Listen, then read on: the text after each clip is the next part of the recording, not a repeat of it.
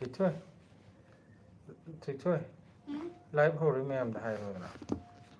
Lúc mẹ em hay rồi. Một từ vật. Papa may tukla pa tayo. Hindi na nga ano. Ngang sẽ lại. Papa, ay kay repo na yun. Yam fazer. Sẽ mẹ em đã hello mẹ em, Hello, khôi ma'am. live cũng lạc sẽ ngay si. Hayo. Mà còn làm gì rồi? Mama si nữa. Mayam! Numay bro, koy dyan numay di. Ay dyan drink di ay kem. Ay ulagay ko rin.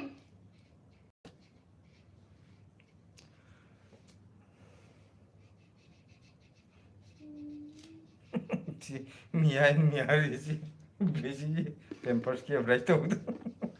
Phát này lại gì mà. Hello, Levasan này mà này. Hello Levasan. Hello, repo siya numay bro. Sisira. Cái nào mà thắc gì vậy? Mia hay gì? Hoy. Ông sẽ lại gì mai gì cây nó vậy. Không được Delhi mà. Delhi em bora mo ida nang. Manipur kari no ma je. English lo ngang je. Kari mi no hang ne. Pari yung cái nào. Ay yung makay sa kage. Ay yung makay. Ano ki color? Nang color koi khang te. Hello ma'am. Oi ram je kai no. Levasan chak char bo hai re. Sorry! Chak char re. Levasan di chak char bo. Kinjang siya lagi! Repo siya. Cho ngasai di resume tau rồi nè. Hello ma'am, akoi Levasan chak char bo kaka hai re. Chak char Levasan di chak char bo kari mathil char ke ngasi je. Ai khoi di iromba chare kaka di hai ko. Koi di gobi kang soi em tau re du ka kari ba. Mushroom kang ho ma. Mushroom kang ho ma ga. Gaurav Gaming na hello hai ko. Ai cái nó je phone je gi mut lu dana ai phone je khar nuai tre bo ko. Le mi na call to ra ju ta mut le ba. Hojik mati ama muthu re adugi amuk changai ne. Mar live to ra mut pa ji nung di am nuai te ko.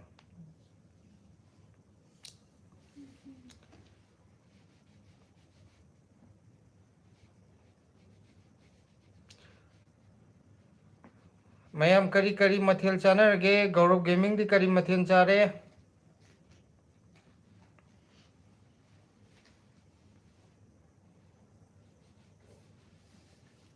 Ngasi live se blessy di yaudre ko blessy yahundre ko na. Besi yang ning dere. Blessy yauningdre ye duna live yahundre ma. Nakanda lai je blessy na te se. Silana live yauri ne na kilometer hum thap to so na phone kan nan. No, it's name yun.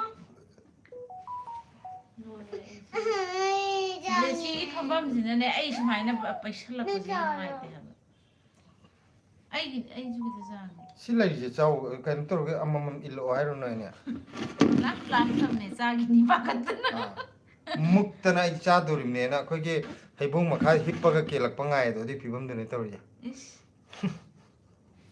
So bu pi ma thini. Lebika naurem.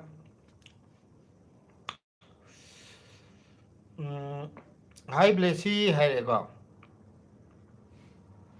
खवारली है माने art को एक button आपकी बेटी बहुत खूबसूरत है क्यों खूबसूरत है बदी मसक फजई है बा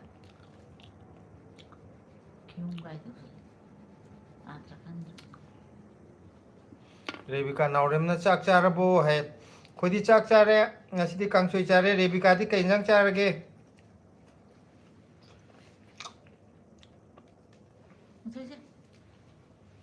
Nyari ko. Ani. Nyari ko. Iba di. Ay, ani dyan. Besi ani, mama ani. Papa na maya. Rebecca जो कांगसोई चारे या कोई जो कांगसोई चारे ngasi di chap mana kangsoi ne Hoy di kopi kang soy. Kopi full do. Du kang soy do. mushroom kangong ma chare mushroom hojik mushroom matam oi re ba ko koi gi kaino do moi gi atha ba do adu kangom cha thare yam haure Rebecca होजी करी कांसोई चारी नो ngasi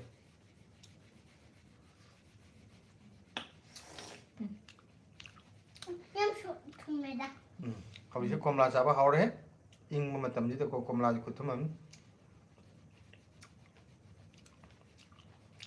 Aja kau ini saja.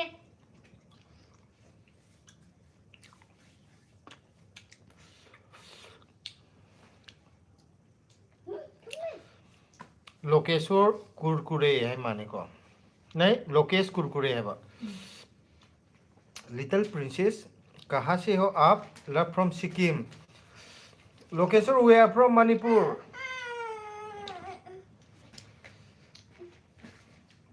Light तो बड़ी छाना जे मत my live में तो ड्राइंग एक्शन ले नहीं बा सही मतलब नहीं ये होय बा ना सब मनुष्य संग ये और सो लाइव याव रो दे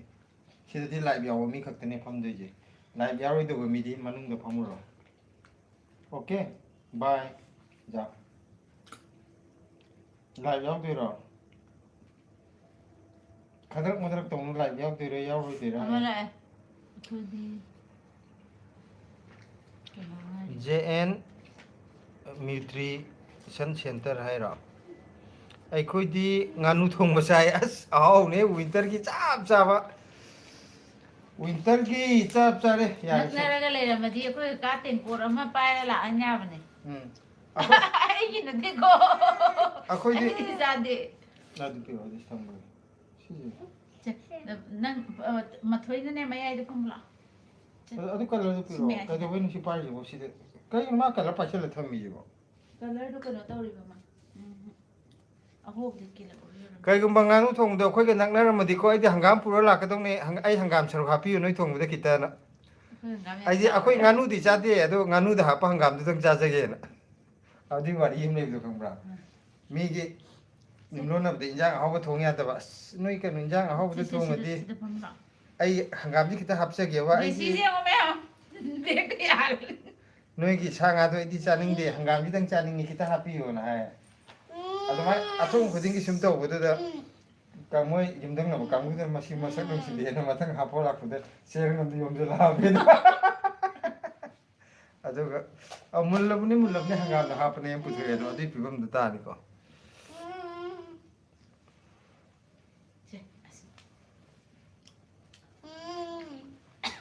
यार गामसना र थुन जा अदुम याब जानी है रे अदुने गानू अतई थे महीदो चानिंगे मपंगी थुदोकना कायनबो हादि याहेतना या पतमनिना अदुगा महीदो पामे Kanana igi lap igi smaringa lap kapi. You must smaringa lap ka kanana paper na. का फिरे नो से युक्ता जला ए ब्लेसी चाक चारबो नोइबो आईदी चाद्रिये हरे चाक चारे है Chare. फजन हायो चाक चारे चारी है ब्लेसी ने कोमला चाबजिदि हनुबी ने बिरी तको माले खुपाई दिसी बेरी दी के हमरा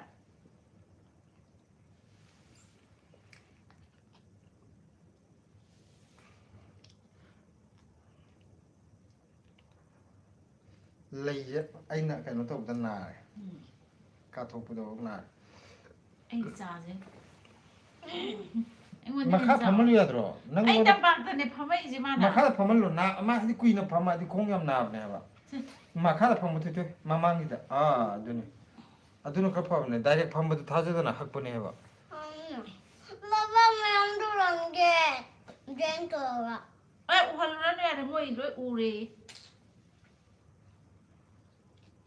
कनो अखोय लाइफ से कमेंट अमते पिरक तबिदा सुम मसिंग हंदरई जे मयाम जी बिट लैनद्रबा नत्रगा अखोय हुम उबदा बिते अब्रा लबरा तंदरा कइनो खता केरो ओजु हाय अदु के हापु सुबो हुम थोगले ना खलबरा पोबी ल लाइफ थारे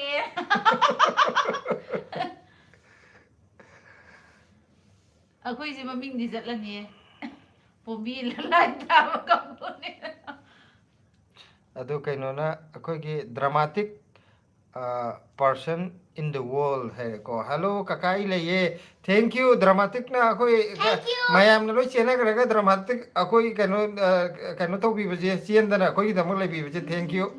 युक्ता नोक्सल ए इरिने है रे अदो रेखा हिजम कई मथेल चारगे ककाई ना मा है ꯑꯩꯈꯣꯏ ꯀꯣꯕꯤ ꯀꯥꯡꯁꯣꯏ ꯆꯥꯏꯌꯦ ꯑꯗꯨꯒ ꯃꯁꯔꯨꯝ ꯑꯃ ꯉꯧꯔꯦ मयामजु कई मथेल चागे हैबिरो ꯃꯌꯥꯝ ꯑꯩꯈꯣꯏꯅꯒ ꯂꯥꯏꯐ ꯊꯥꯏꯔꯤꯁꯦ ꯌꯥꯝ ꯅꯣꯛꯅꯤꯡꯗ꯭ꯔꯥ ꯐꯩꯖꯨꯞ ꯈꯔ ꯏꯟ ꯅꯥꯇꯩ ꯌꯥꯝ ꯆꯥꯗꯦ ꯑꯩꯈꯣꯏꯒꯤꯁꯦ फम्बजिबो बोरा दा फमगे तो बोरा लेके तो वा अदुगा ड्रामाटिक ना आई फ्लो क्यूटी चंचन ने कका अच्छा अच्छा मम्मी का मुंह ऑन करे थेथुना सोंदा फमला नंग ये और अदुदे यावरन नंग कनो तवेबा दि डिस्टर्ब याम तवेबा लाइव यावगे कना फमो लाइव यावरोय कना सोना कना फमगे यावना डिस्टर्ब तव अंगांग स्वाइदि यावहंदे पिरो माई टेबल यार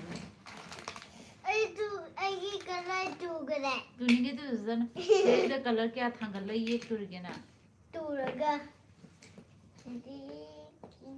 से युक्ताना ब्लेसी ऑरेंज चारुनो आइगी थेबी नानी है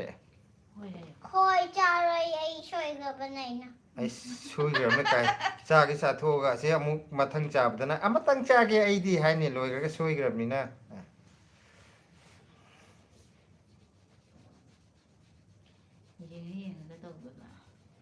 aduga rekha hijamna nga cha ye ai ju ina ma hai re si ma pa hodre nga di ai ju am pami ai ju yam pamina nga kai no di akoi sila di nungdang da nga thong yen thong eu ko aduga nungdang da cha han cha tho le ai aduga nungdang da nga thong thom no natri de cha ge hai re ni na ayuk ta ma nga ren cha du ni ana koi di nungdang da nga thong cha phang de ga hekta ma na no cha ma ka taw ru ba gi ne ai ba nga gi nang na official laga nang na cha nang jo na mem cha de okay nang kha ga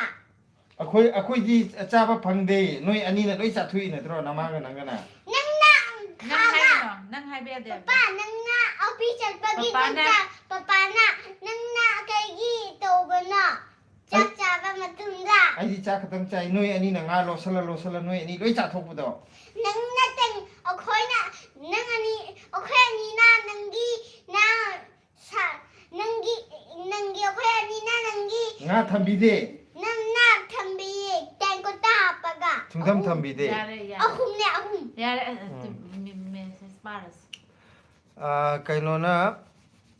yukta na ngasi gi blesi gi blog yam nungai hai re thank you ai gro thank you rekha hijam na haubane ngaren chabje yam hawe na moi ani loi cha re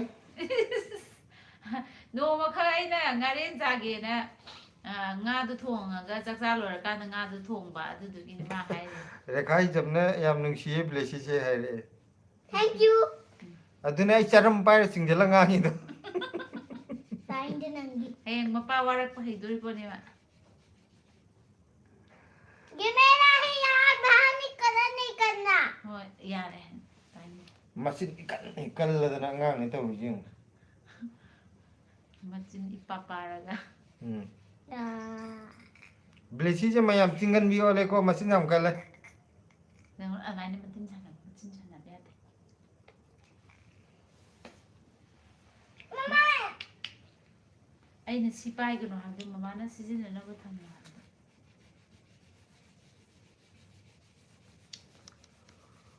अखोई की life से चप लेपे अदुदुना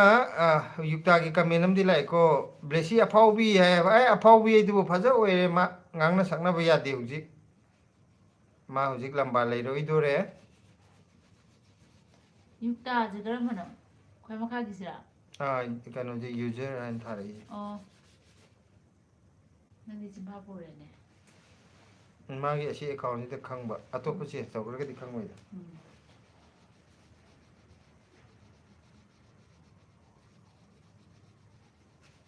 tu kana nom su lại tu kana nom su lại ka ai di blur se hello hai bam di kan hello blessy hai bam hello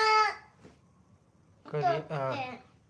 uhosko hai kari no hello blessy auntie here hamne hello auntie hai garo hello auntie how are you how are you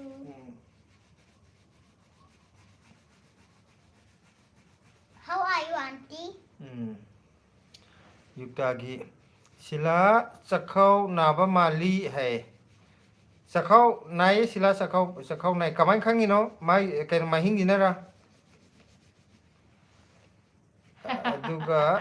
रेखा हिजमना ब्लेसी से class के आकार दिनो ब्लेसी से उजुक nursery ने हंदा KG मुका देबा KG तुमगा को KG तुम होगला के केजी का देबा माना साइज तुम होगला माकी से सियम तो होनी ब्लेसी से तुम होगला कांददी केजी कारनी तुमगा को स्कूल चल गया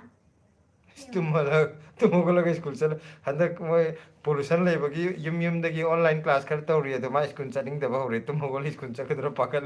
मैं चंगे ताना है चनिंग बा कैनोना युक्ताना करी है नो आओ है अदुगा ब्लेसी नंग आईगा लेरसी लाओ हन हायरपा होरेन लाके बा होरे अदुगा उहोस्को हाइबजेना I am good Blessy ngarang phone da wari sanab dune okay akoy kaino da udo se kapita wari sanab du ade sigi maming je ina paba haitara buko se anti nuai ribo hai gra auntie ngai bo my bro kari enjang chara ke hangro anti da ke injang chage kai no kappa ngang do ngang do ba hawal pipi shore mang pu sore blesi mangai re winter do mang shori je ko mayam aduga rose hai ko blesi se yamna nungsiye so cute hai ko thank you very much adagi labian gre rekha hijamna papa ana lapinge hajiki fajaya nushi ai bado adigi laban ta pigi haba yare rekha hijam maram ya muiko blesi se hai re thank you ai thank you nan ni ye ko mi manji ko aduga Angelica Elangbam kaiming kauge angang do hai blessy my name is Blessy blessy kawe na blessy my name is blessy Angelica ji akoi thoi gi maming khangdabni na akoi channel jida anoubo eram do male aduduna mayam akoi blessy nong channel je subscribe to biramo aduga video yengaga nungai te jo dum haibiro से नेने ना माई की कहीं ममिंग जे आइना पाप जे यामना वाना पारे को अंती की मिंग से रोमिता का वे है तो कहीं ने नेने की मिंग दो इन पार के नेने की अकाउंट ममिंग जे पापा के आपा वही तरे से नेने रोमिता की योंगचा eromba अमगा nga thongba amaga chai hai re sidine ngasi ki mathen je ahaw ngaktene mayam haina rei je sidi ai chabe ai ba yen ke ka du di nganu ke ka du di ta dam ni na nga thong ma ga irom ba ga di ningtham tha changak pagi mathel je anei bi ngatane hoje akoi gi di kopi kang soy ne thonge adu duga mushroom ma ngaure kaino na युक्ताना Blessy love है ब्लेसी की love अनि पिरे युक्ताना jong lak tok sangro lap pisan ro ani अदुगा अंजेलिका ना आओ माने अनुबने है papa ana mano ani pi opuda ina ani pigre अदुगा अंजेलिका ने Blessy high रो है होय माने ब्लेसी हाई बने ब्लेसी नोंग हाई दो अखोय की ब्लेसी की ममिंग दगी थोन बने अखोय की अकाउंट ममिंग जे YouTube की चैनल ममिंग जे अदुना मयाम सब्सक्राइब तो बिरमो तौदबजिंगना अतौबजिंगी दमक्तदी थैंक यू तौदबजिंग तौसन बिरमो ए पुंगलंग अमु लंखत खरेनी as sidia अस ब्लेसी खुंगो हम तो है ए मुसन करे san na नते मतुन दने तो साइ पाइ रो ang सिदे दे हाफे छोदी लंखत ले बको कइनो ना युक्ताना नोक्सल Yukta ai chakau sukuma lai je kamai khangi no हायरो कमाइना मालिनो से कहीं रेखा हिजमना ngaले ब्लेसी है अदुगा मोइदसु खंगांगालंगने रोसना ब्लेसी से Blessy show me your drawing है नंगी drawing दो लो है लो ulake ulake अदुगा युक्ताना महिंदा है ने Oh. अदुगा माने सखाव गियम से अंजेलिका ना ओ आईडी ग्लेसी है न तारु रे है बा अदुगा इताउ अमित की लाइव ला ओ ना फोन तो बनी पाइबी रखते पाइबी रखते बना ते आई फोन जे खरा बेरा ले लाइव हे होबगा मिनिट निपान सुगने इताउ ना फोन तो चले दो अदु आई फोन मुट खरीबा कोई लाइव होरबने अदु लाइव मरक्ते लेपिदो अतै नते इताउ ना फोन तो चलकपगिने आई फोन जे फोन तोरप याद्रेबको सिगी फोन जे अदो इताउ ना फोन तोरपदा सिसो फरो तागिबा अदु युक्ताना बीटरूट तो चाव है मन माय नते विटामिन B12 बीटरूट काजे विटामिन B12 तो चाव सिला है होय चांदे चांगे ए जो चांदे बिजेप ए नमची हयेंग मग लेरगा सारगे मसी ए नमची चांदे नमची अदुगा अंजेलिका ना चाक चारबो है चारे अखोदी कंसोई चारे ए हिदल चांदे बिटुकी मगा अंजेलिका दी करी मथेल चारे आई आई बिटुकी बीटरूट है नती ये विटामिन B12 है आई चांदे ची ममा तो हाबा ममा हिदाक ने गुली ने ए नमची गुली को कदाई नमतीबा अमिति के इंजांग चारगे इचा थोइबी कौरे काकामिना हेलो खुंगरो ककादा नि थरोय बिन्या तनि को थगल जन थरोय अम बिजरो ना हे चाकी नंग माय खतर कम यावरे लपु बिसन गरे हेलो कका ब्लेसी जे बोर्ड ले बिया नि खतर कम है कन मपा मा धरे स्मितांगा अबे पाले कर रहा है रे को अदुगा आई ममांग दे चिथब्र यिंग नि कमेंट पाबा अखोय प्रियानंद जो मुजंगे ए तामो इतै मा ननाव न खुरुमजरी है प्रियानंद करी मथेल चारगे अबे Palekar marking drawing hi hello remember मी है अबे पालेकर जे ममांग दु यावग्रबनि को अंजेलिका ना ब्लेसी नंगी ड्राइंग दो अमते येंगे है त्रि यमी को कई नुमा ना ये जो 안돼 막 시까리 있는 줄 봐. Chewy. 하. Chewy. 스크린 너 얘기 한다. Chewy. ken shiwiyo Chewy क्या? Jingle man. 징글벨. 크리스마스 트리 러자. Ah, Christmas tree. Season निलो. Yang ala ke mak color je colorful oye. Ni boye je ko jana thambane. kapsana ga no mine am ke sane hara kan.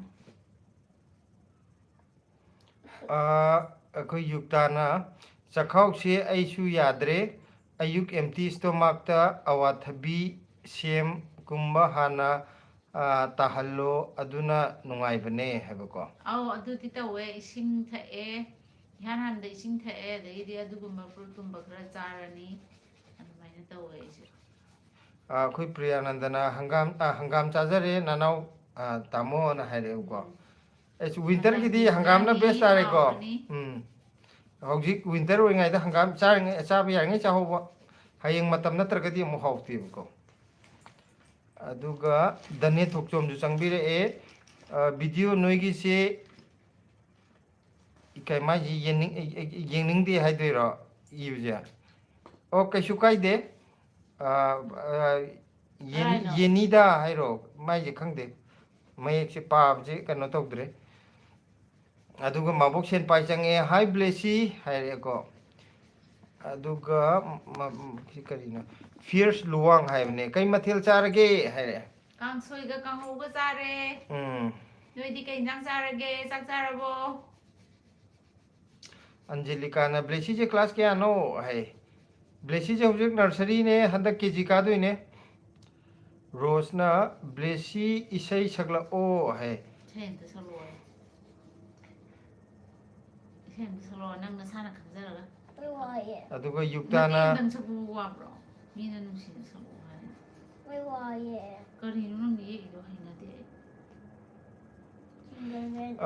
Sheela ꯅꯪꯒꯤꯗꯣ ꯑꯩꯁꯨ ꯃꯍꯤꯡ ꯃꯔꯨ ꯑꯃ ꯀꯥꯔꯦ ꯕꯤꯠ ꯌꯥꯝ ꯂꯩꯇꯦ ꯃꯤ ꯍꯥꯏ ꯁꯤꯂꯥ ꯅꯪꯕꯣ ꯍꯥꯏꯔꯕ ꯁꯤꯂꯥ ꯅꯪꯕꯣ ꯑꯩꯒꯤꯁꯨ ꯃꯍꯤꯡ ꯀꯥꯔꯛꯑꯦ ꯍꯥꯏ ꯑꯣ ꯀꯅꯥꯅꯣ ꯌꯨꯛꯇꯥꯗꯣ ꯑꯣ Like green kashikage. ꯑꯗꯨꯝ ꯃꯥꯏ ꯍꯟꯊꯖꯈꯤꯅꯤꯗ Like green kashikage. 음. Like green. ꯑꯩꯅ ꯑꯃ ꯇꯨꯜꯁꯤꯒꯤ ꯁꯤ ꯁꯦꯝꯕꯗꯣ ꯌꯥꯎꯗꯦꯗ. ꯑꯗꯨꯗ ꯈꯤꯇꯪ ꯀꯥꯟꯅꯕꯗꯤ ꯃꯥꯜꯂꯦ ꯑꯗꯨ ꯑꯝꯇ ꯇ꯭ꯔꯥꯏ ꯇꯧꯅꯦ ꯑꯩꯈꯣꯏ ꯋꯤꯟꯇꯔ ꯑꯣꯏꯕ ꯇꯨꯜꯁꯤ ꯑꯝꯇ ꯂꯩꯇ꯭ꯔꯦ ꯑꯗꯨꯒ ꯔꯣꯁꯟ ꯍꯧꯕꯤꯖꯝ ꯀꯩꯅꯣ Like green. ꯂꯥꯏꯠ ꯒ꯭ꯔꯤꯟꯒꯤ ꯍꯋꯥꯏꯖꯥꯔ ꯀꯔꯝ ꯀꯥꯟꯗ ꯐꯪꯗꯣꯏꯅꯣ ꯇꯥꯃꯣ ꯍꯥꯏꯔꯦ ꯍꯋꯥꯏꯖꯥꯔꯁꯦ ꯍꯟꯗꯛ ꯖꯅꯋꯥꯔꯤꯗꯩ ꯑꯣꯏꯅ ꯍꯧꯔꯁꯦꯅ ꯇꯧꯕꯅꯦꯕꯀꯣ ꯗꯤꯁꯦꯝꯕꯔ ꯊꯥꯁꯤꯗꯤ ꯂꯦꯞꯄꯒꯤ ꯁꯤꯂꯥꯁꯨ ꯃꯈꯨꯠ ꯈꯤꯇꯪ ꯅꯨꯡꯉꯥꯏꯇꯕꯒ ꯏꯪꯕꯒ ꯀꯩꯅꯣꯗ ꯖꯅꯋꯥꯔꯤꯗꯩ ꯑꯣꯏꯅ ꯍꯧꯔꯁꯤ ꯃꯌꯥꯝ ꯄꯤꯌꯔꯁ ꯂꯨꯋꯥꯡꯅ ꯆꯥꯔꯦ ꯍꯥꯏꯔꯛꯑꯦꯀꯣ ꯄ꯭ꯔꯤꯌꯥꯅꯟꯗꯅ ꯃꯅꯤꯄꯨꯔꯗꯗꯤ ꯀꯔꯝ ꯀꯥꯟꯗ ꯊꯣꯛꯂꯛꯇꯣꯏꯅꯣ ꯇꯥꯃꯣ ꯍꯥꯏ ꯃꯅꯤꯄꯨꯔꯗ ꯊꯣꯛꯂꯛꯄꯁꯦ ꯑꯔꯦꯞꯄ ꯗꯦꯠ ꯐꯤꯛꯁꯇꯤ ꯑꯣꯏꯗ꯭ꯔꯤ ꯑꯩꯈꯣꯏ ꯐꯤꯛꯁꯦꯠ ꯑꯣꯏꯕꯒ ꯍꯥꯏꯖꯔꯛꯀꯦ ꯀꯔꯝ ꯀꯥꯟꯗ ꯊꯣꯛꯀꯗꯣꯏꯅꯣ ꯍꯥꯏꯗꯣ ꯑꯟꯖꯦꯂꯤꯀꯥ ꯂꯥꯡꯕꯝꯅ ꯃꯥꯏ ꯃꯦꯁꯦꯖ ꯀꯛꯈ꯭ꯔꯦ ꯔꯣꯁꯟ ꯍꯧꯕꯤꯖꯝꯅ ꯍꯥꯏ ꯍꯥꯏꯔꯛꯑꯦꯀꯣ ꯀꯅꯥꯅꯣꯝ ꯂꯥꯛꯑꯦ ꯊꯣꯏꯊꯣꯏ ꯃꯥꯏ ꯕ꯭ꯌꯨꯇꯤꯐꯨꯜ ꯀ꯭ꯌꯨꯇꯤ ꯀꯔꯤ ꯑꯦꯟꯁꯥꯡ ꯆꯥꯔꯒꯦ ꯍꯥꯏꯔꯦ ꯀꯩ ꯀꯀꯥ ꯏꯟꯖꯥꯡ ꯆꯥꯔꯒꯦ ꯑꯝꯇ ꯈꯨꯝꯈ꯭ꯔꯣ ꯑꯁꯤ ꯍꯥꯟꯅ ꯀꯥꯡꯁꯣꯏ Kobe kangsay. ꯑꯗꯒꯤ ꯀꯀꯥꯗꯤ ꯀꯔꯤ ꯀꯩ ꯏꯟꯁꯥꯡ ꯆꯥꯔꯦ ꯍꯪꯒꯣꯅ ꯀꯥꯡꯍꯧ Ako'y kangol mushroom. ꯀꯀꯥꯗꯤ ꯀꯩ ꯏꯟꯖꯥꯡ ꯆꯥꯔꯒꯦ Kaka, kainyang chage. Kaka, kaya ꯑꯟꯖꯦꯂꯤꯀꯥꯅ ꯑꯗꯣ ꯅꯦꯅꯦꯒꯤ ꯃꯤꯡꯁꯦ ꯀꯩ ꯀꯧꯒꯦ ꯍꯥꯏ ꯅꯦꯅꯦꯒꯤ ꯃꯤꯡ ꯀꯩ ꯀꯧꯒꯦ ꯑꯩꯒꯤ ꯃꯤꯡꯁꯦ ꯁꯨꯁꯤꯂꯥ ꯀꯧꯋꯦ ꯑꯗꯣ ꯑꯩꯈꯣꯏ ꯆꯦꯅꯦꯜ ꯀꯀꯥꯅ ꯑꯩꯈꯣꯏ ꯁꯤꯂꯥ ꯁꯤꯂꯥ ꯆꯠꯈ꯭ꯔꯦ ꯑꯩꯈꯣꯏ ꯆꯦꯅꯦꯜꯗ ꯁꯤꯂꯥ ꯑꯣꯏꯅ ꯀꯧꯕꯅꯤꯀꯣ ꯑꯗꯣ ꯑꯩ ꯃꯤꯡ ꯁꯨꯁꯤꯂꯥ ꯀꯧꯔꯛꯄꯁꯦ ꯌꯥꯝ ꯍꯩꯅꯗꯦꯕ ꯁꯤꯂꯥꯗ ꯑꯣꯏꯅ ꯑꯗꯨꯝ ꯆꯠꯈꯤꯕꯒꯤ Start. ꯃꯇꯣꯟꯗ ꯅꯪ ꯌꯦꯛꯄ ꯍꯩꯇ꯭ꯔꯣ Wow, fazeye. Wow. ꯔꯣꯁꯅ ꯕ꯭ꯂꯦꯁꯤ ꯒꯨꯗ ꯅꯥꯏꯠ ꯍꯥꯏꯔꯛꯑꯦꯀꯣ ꯒꯨꯗ ꯅꯥꯏꯠ ꯅꯣ ꯃꯥꯒꯨꯅ ꯍꯥꯏꯕ ꯌꯥꯗꯦ ꯃꯥ ꯒꯨꯗ ꯅꯥꯏꯠ ꯍꯥꯏꯕ ꯌꯥꯗꯦ ꯅꯣ ꯍꯥꯏꯔꯦ Like Togo. ꯑꯗꯣ ꯅꯪꯅꯗꯤ ꯐꯖꯅ ꯋꯥꯔꯤꯗꯤ ꯁꯥꯗꯅ ꯃꯤ ꯂꯣꯏ ꯆꯦꯟꯈ꯭ꯔꯅꯤ ꯑꯟꯖꯦꯂꯤꯀꯥ ꯑꯦꯂꯥꯡꯕꯝꯅ ꯅꯦꯅꯦ ꯍꯣꯏꯁꯦ ꯀꯩ ꯂꯝꯗꯒꯤꯅꯣ ꯍꯥꯏ ꯑꯩꯈꯣꯏꯁꯦ ꯐꯨꯝꯂꯧ ꯁꯤꯐꯥꯏꯗꯒꯤꯅꯤ ꯀꯀꯥꯅ ꯆꯞ ꯃꯥꯟꯅꯩꯌꯦ ꯊꯣꯏꯊꯣꯏ ꯀꯀꯥꯗꯤ ꯀꯣꯕꯤ ꯀꯥꯡꯁꯣꯏ ꯆꯥꯏꯌꯦ ꯍꯥꯏ ꯑꯁ ꯀꯀꯥꯒ ꯑꯩꯈꯣꯏꯒ ꯆꯞ ꯃꯥꯟꯅ ꯂꯩꯔꯝꯃꯦ Kubi kong say chamane re. Wow. ꯑꯗꯨꯒ ꯑꯦꯟꯖꯦꯂꯤꯀꯥ ꯑꯦꯂꯥꯡꯕꯝꯅ ꯀꯀꯥꯒꯤ ꯃꯤꯡꯗꯤ ꯀꯀꯥ ꯀꯧꯏꯀꯣ ꯀꯀꯥꯒꯤ ꯃꯤꯡꯗꯤ ꯀꯀꯥ ꯑꯗꯨꯒ ꯐꯤꯌꯔꯁ ꯂꯨꯋꯥꯡꯅ ꯀꯀꯥꯁꯦ ꯐꯨꯝꯂꯧꯗꯒꯤ ꯅꯠꯇ꯭ꯔꯣ ꯃꯥꯅꯦ ꯐꯨꯝꯂꯧ ꯁꯤꯐꯥꯏꯗꯩꯅꯦ ꯑꯩꯈꯣꯏꯒꯤ ꯀꯩꯅꯣꯁꯦ ꯐꯤꯌꯔꯁ ꯂꯨꯋꯥꯡꯁꯦ ꯀꯥꯏꯗꯒꯤꯅꯣ ꯈꯣꯡꯂꯧ ꯁꯤꯐꯥꯏ ꯈꯪꯉꯝꯕꯁꯤꯗꯅꯤꯀꯣ ꯃꯥ ꯍꯪꯉꯛꯏꯁꯦ ꯀꯩꯅꯣꯅ ꯁꯦ ꯀꯀꯥ ꯋꯥꯈꯜꯒꯤ ꯄꯨꯀꯩꯅ ꯋꯥꯎ ꯍꯥꯏꯔꯛꯑꯦ ꯀ꯭ꯂꯦꯞ ꯇꯧꯔꯛꯑꯦ ꯀꯀꯥ ꯂꯥꯏꯕ꯭ꯔꯦꯔꯤ ꯆꯠꯇ꯭ꯔꯕꯣ ꯍꯪꯉꯨꯗꯅ ꯍꯧꯖꯤꯛ ꯄꯣꯊꯥꯔꯤꯔꯣ ꯌꯥꯔꯦ ꯕ꯭ꯂꯦꯁꯤ ꯑꯩ ꯌꯦꯛꯑꯔꯣꯏ ꯑꯁ ꯅꯪꯅ ꯌꯦꯛ ꯂꯥꯏꯗꯨ ꯃꯤꯠ ꯀꯩꯅꯣꯝ ꯇꯧꯋꯦ ꯑꯗꯨꯅꯦ ꯍꯩꯅꯗꯦ ꯌꯦꯡꯕ As henna yade. Ay tudayna. P I Kumar ꯍꯥꯏꯔꯣ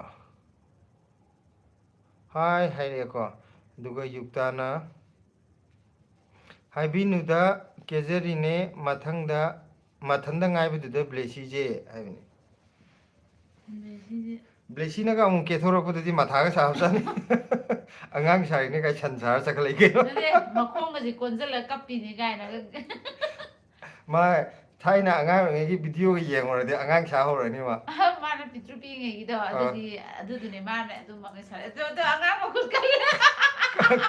ꯀꯞꯄꯩ ꯃꯑꯣꯡꯒ ꯇꯧꯕꯗꯤ ꯌꯥꯔꯦ ꯀꯩꯅꯣ ꯕ꯭ꯂꯦꯁꯤ ꯋꯥꯔꯦꯅ ꯑꯗꯨꯒ ꯌꯨꯛꯇꯥ ꯅꯣꯛꯁꯜꯂꯛꯑꯦꯀꯣ Karigi. ꯁꯦ ꯀꯀꯥ ꯋꯥꯈꯜꯒꯤ ꯄꯨꯀꯩꯅ ꯉꯁꯤꯗꯤ ꯍꯛꯆꯥꯡꯁꯦ ꯈꯤꯇꯪ ꯅꯨꯡꯉꯥꯏꯇꯕ ꯇꯥꯃꯣ ꯍꯥꯏꯔꯛꯑꯦ ꯑꯣ ꯐꯔꯦ ꯐꯔꯦ ꯍꯛꯆꯥꯡ ꯅꯨꯡꯉꯥꯏꯇ꯭ꯔꯗꯤ ꯄꯣꯊꯥꯔꯣ ꯀꯔꯤ ꯑꯣꯏꯅ ꯅꯨꯡꯉꯥꯏꯇ꯭ꯔꯤꯅꯣ ꯂꯣꯛꯀꯨꯝꯕ ꯇꯧꯒꯦ ꯇꯧꯔꯤꯔꯥ ꯇꯨꯝꯃꯣꯔꯣ ꯑꯟꯖꯦꯂꯤꯀꯥꯅ ꯑꯗꯣ ꯄꯨꯡ ꯀꯌꯥꯗ ꯇꯨꯝꯒꯦ ꯅꯦꯅꯦ ꯍꯣꯏꯁꯦ ꯑꯩꯈꯣꯏꯗꯤ ꯄꯨꯡ 8:30 ꯑꯗꯥꯏ ꯇꯨꯝꯕ꯭ꯔꯥ 10 ꯑꯗꯥꯏ ꯇꯨꯝꯕ꯭ꯔꯥ ꯑꯩꯗꯤ 13ꯗ ꯇꯨꯝꯃꯦ ꯍꯥꯏꯗꯤ ꯍꯧꯖꯤꯛꯇꯤ ꯋꯤꯟꯇꯔꯅꯤꯅ ꯑꯩꯈꯣꯏꯗꯤ ꯈꯔ ꯉꯟ ꯇꯨꯝꯃꯦ ꯑꯗꯣ ꯋꯤꯟꯇꯔ ꯅꯠꯇꯕ ꯃꯇꯝꯗꯗꯤ ꯄꯨꯡ 12:30 ꯑꯗꯨꯃꯥꯏꯅ ꯇꯨꯝꯃꯦꯕꯀꯣ ꯍꯧꯖꯤꯛꯇꯤ ꯋꯤꯟꯇꯔ ꯑꯣꯏꯔꯕꯅꯤꯅ ꯈꯔ ꯉꯟꯅ ꯇꯨꯝꯃꯦ ꯐꯤꯌꯔꯁ ꯂꯨꯋꯥꯡꯅ ꯑꯩꯈꯣꯏ ꯃꯃꯥꯁꯦ ꯐꯨꯝꯂꯧ ꯅꯤꯡꯉꯣꯜꯅꯦ ꯑꯣꯀꯦ ꯑꯗꯣ ꯐꯤꯌꯔꯁ ꯂꯨꯋꯥꯡꯁꯦ ꯀꯩ ꯂꯝꯗꯒꯤꯅꯣ ꯃꯃꯥꯗꯣ ꯐꯨꯝꯂꯧ ꯀꯥꯏ ꯖꯒꯥꯗꯒꯤꯅꯣ ꯀꯩ ꯃꯤꯡ ꯀꯧꯒꯦ ꯑꯩꯅ ꯈꯪꯕ ꯃꯤꯔꯥ ꯑꯗꯨꯒ ꯋꯥꯈꯜꯒꯤ ꯄꯨꯀꯩ ꯀꯀꯥꯅ ꯅꯣꯛꯁꯜꯂꯛꯑꯦ ꯀꯩꯒꯤ ꯅꯪ ꯎꯕꯗ ꯀꯣꯛꯁꯦ ꯀꯌꯥꯗ ꯍꯧꯒꯠꯀꯦ ꯀꯩꯅꯣ ꯑꯩꯅ ꯂꯣꯏ ꯃꯤꯛꯁ ꯑꯅꯤ ꯄꯥ ꯂꯩꯔꯦ ꯀꯃꯦꯟ ꯑꯃꯗꯩ ꯃꯇꯦꯛ ꯑꯃ ꯄꯥꯔ ꯑꯃꯗꯩ ꯑꯃꯨꯛ ꯄꯥꯔ ꯀꯣꯛꯁꯦ ꯈꯔ ꯈꯔ ꯆꯤꯛꯄ ꯑꯗꯨꯒꯤꯅꯦ ꯇꯥꯃꯣ ꯍꯥꯏꯕ ꯑꯣ ꯄꯣꯊꯥꯔꯣ ꯌꯥꯝ ꯀꯥ ꯍꯦꯟꯅ ꯆꯤꯛꯁꯜꯂꯛꯑꯗꯤ ꯍꯤꯗꯥꯛ ꯑꯃ ꯆꯥꯁꯜꯂꯨ ꯒꯨꯂꯤ ꯑꯃꯀꯣ ꯍꯥꯏꯗꯤ ꯀꯩꯅꯣ ꯇꯧꯕꯗ ꯄꯣꯊꯥꯕꯗ ꯐꯔꯣꯏꯗꯣꯏꯗꯤ ꯒꯨꯂꯤꯗꯨ ꯀꯩꯅꯣ ꯇꯧꯔꯣ ꯃꯈꯥꯒꯤꯁꯤꯅ ꯁꯤꯂꯥ ꯄꯨꯡ ꯀꯌꯥꯗ ꯍꯧꯒꯠꯀꯦ ꯍꯥꯏꯕꯁꯦ ꯍꯧꯒꯠꯄꯁꯦ ꯌꯥꯍꯧ ꯉꯜꯂꯦ ꯑꯩꯈꯣꯏꯗꯤ ꯃꯤꯀꯞ ꯊꯣꯛꯄꯁꯦ ꯄꯨꯡ 5:30 6 ꯑꯗꯥꯏꯗ ꯃꯤꯀꯞ ꯑꯩꯈꯣই ꯊꯣꯛꯂꯛꯑꯅꯤ ꯁꯤꯗꯩꯗ ꯍꯧꯖꯤꯛ ꯄꯨꯡ 3ꯗ 3:30 ꯅꯣꯡꯉꯥꯜꯂꯦꯕꯀꯣ ꯑꯗꯣ ꯑꯩꯈꯣꯏ 3:30 ꯇꯥꯗ꯭ꯔꯤꯉꯩꯗ ꯅꯣꯡꯉꯥꯟꯗ꯭ꯔꯤꯉꯩꯗ ꯍꯧꯒꯠꯂꯦ ꯑꯗꯨꯝ ꯍꯧꯒꯠꯂꯦꯕ ꯎꯝ ꯁꯤꯗꯗꯤ ꯊꯦꯡꯉꯦ ꯅꯣꯡꯉꯥꯟꯕ ꯄꯨꯡ 3ꯗ ꯑꯗꯣ ꯑꯩꯈꯣꯏ ꯄꯨꯡ 6ꯇꯩꯅ 3:30 ꯐꯥꯎ ꯃꯅꯨꯡꯗ ꯑꯗꯨꯝ ꯍꯧꯒꯠꯂꯦ ꯑꯩꯈꯣꯏ ꯑꯍꯨꯝꯃꯛ ꯌꯥꯍꯧꯗꯤ ꯂꯣꯏ ꯉꯜꯂꯦ ꯍꯥꯏꯇꯥꯔꯦ ꯅꯣꯡꯉꯥꯟꯗ꯭ꯔꯤꯉꯩꯗ ꯂꯣꯏ ꯍꯧꯒꯠꯂꯦ ꯃꯝꯃꯤꯉꯩꯗ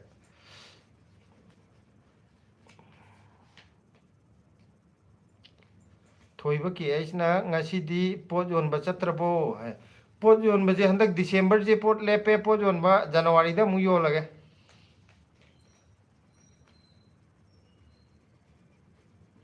ꯑꯠꯆꯥ ꯑꯠꯆꯥ ꯑꯠꯆꯥ ꯐꯤꯌꯔꯁ ꯂꯨꯋꯥꯡꯁꯦ ꯁꯣꯗꯦꯕꯒꯤ ꯃꯆꯥꯅꯨꯄꯤꯅꯦ ꯍꯥꯏꯔꯗꯤ ꯑꯣ ꯑꯕꯦꯝꯒꯤ ꯃꯆꯥ ꯑꯣꯏꯔꯝꯃꯅꯤ ꯀꯩꯅꯣꯒꯤ ꯃꯆꯥꯅꯨꯄꯤ ꯑꯍꯟ ꯑꯕꯦꯒꯤ ꯅꯠꯇ꯭ꯔꯣ ꯀꯔꯤ ꯑꯕꯦꯒꯤ ꯃꯃꯤꯡꯗꯣ ꯑꯩꯗꯤ ꯈꯪꯗꯦ ꯃꯃꯤꯡꯗꯣ ꯀꯥꯎꯔꯦꯗ ꯑꯩꯈꯣꯏ ꯑꯉꯥꯡ ꯑꯣꯏꯔꯤꯉꯩ ꯈꯪꯈꯤꯕꯅꯦ ꯃꯥꯏ ꯃꯃꯤꯡꯗꯣ ꯍꯥꯏꯗꯤ ꯃꯥꯅ ꯑꯉꯥꯡ ꯑꯣꯏꯔꯤꯉꯩꯗ ꯑꯩꯅ ꯑꯉꯥꯡ ꯑꯣꯏꯔꯤꯉꯩ ꯅꯠꯇꯦꯀꯣ ꯑꯕꯦꯗꯨꯅ ꯑꯉꯥꯡ ꯑꯣꯏꯔꯤꯉꯩꯗ ꯑꯗꯨꯗꯤ ꯅꯣꯏ ꯃꯃꯥꯗꯨꯅ ꯅꯣꯏ ꯄꯨꯄꯨ ꯁꯣꯗꯦꯕꯒꯤ ꯃꯆꯥꯅꯨꯄꯤ ꯑꯍꯟ ꯑꯣꯏꯔꯝꯃꯅꯤꯀꯣ ꯑꯣ ꯅꯨꯄꯤꯅ ꯑꯍꯜꯂꯣ ꯃꯣꯏꯁꯦ ꯑꯕꯦꯅ ꯑꯍꯟꯅꯦ ꯑꯕꯦꯒꯤ ꯃꯈꯥ ꯑꯕꯣꯊꯦ ꯎꯝ ꯑꯕꯣꯊꯦ ꯍꯣꯏꯐꯥꯎꯇꯤ ꯑꯩꯈꯣꯏꯅ ꯑꯃꯨꯛ ꯂꯥꯏꯔꯤꯛ ꯇꯥꯛꯄꯤꯔꯛꯑꯦꯕ ꯑꯕꯦꯝꯗꯤ ꯀꯩꯅꯣ ꯇꯧꯈ꯭ꯔꯦ ꯃꯥꯗꯤ ꯇꯥꯛꯂꯛꯇꯦ ꯑꯩꯈꯣꯏꯅ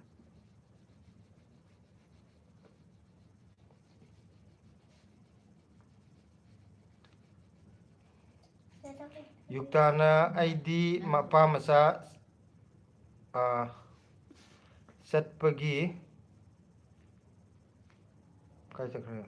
ꯃꯄꯥ ꯃꯆꯥ ꯆꯠꯄꯒꯤ ꯄꯨꯡ 5:30ꯗ ꯍꯧꯒꯠꯇ ꯌꯥꯗꯦ ꯌꯥꯝ ꯇꯜꯂꯦ ꯁ꯭ꯀꯨꯜ ꯀꯩꯀꯩ ꯆꯠꯄꯒꯤ ꯍꯧꯖꯤꯛꯇꯤ ꯃꯥꯅꯤ ꯑꯉꯥꯡ ꯃꯥꯅꯤ ꯈꯔ ꯑꯩꯈꯣꯏꯒꯤꯅ ꯑꯃꯨꯛ ꯊꯣꯏꯊꯣꯏꯁꯦ ꯁ꯭ꯀꯨꯜ ꯈꯔ ꯆꯠꯂꯁꯨ ꯄꯤꯛꯏꯕꯀꯣ ꯄꯤꯛꯄꯅꯤꯅ ꯑꯗꯩ ꯅꯛꯁꯨ ꯅꯛꯄꯅꯤꯅ ꯃꯣꯏꯗꯤ ꯊꯦꯡꯅꯁꯨ ꯍꯧꯕ ꯑꯗꯨꯅ ꯌꯥꯝ ꯀꯥ ꯍꯦꯟꯅ ꯀꯩꯅꯣ ꯉꯟꯅ ꯍꯧꯒꯠꯇ꯭ꯔꯁꯨ ꯒꯥꯔꯤꯒꯨꯝꯕ ꯌꯥꯔꯦ ꯂꯥꯛꯑꯗꯤ ꯉꯟꯅ ꯍꯧꯒꯠꯇꯕ ꯃꯥꯅꯦ ꯌꯥꯔꯣꯏ ꯑꯩꯁꯨ ꯅꯪꯒꯤ ꯍꯧꯒꯠꯂꯤꯕ ꯇꯥꯏꯃꯤꯡꯗꯨꯗ ꯍꯧꯒꯠꯇꯕ ꯁ꯭ꯀꯨꯜ ꯌꯥꯔꯣꯏ ꯕꯁꯇꯒ ꯆꯠꯈꯠꯂꯛꯑꯗꯤ ꯌꯥꯔꯣꯏꯗꯣꯏꯅꯦ ꯌꯥꯔꯣꯏ ꯎꯝ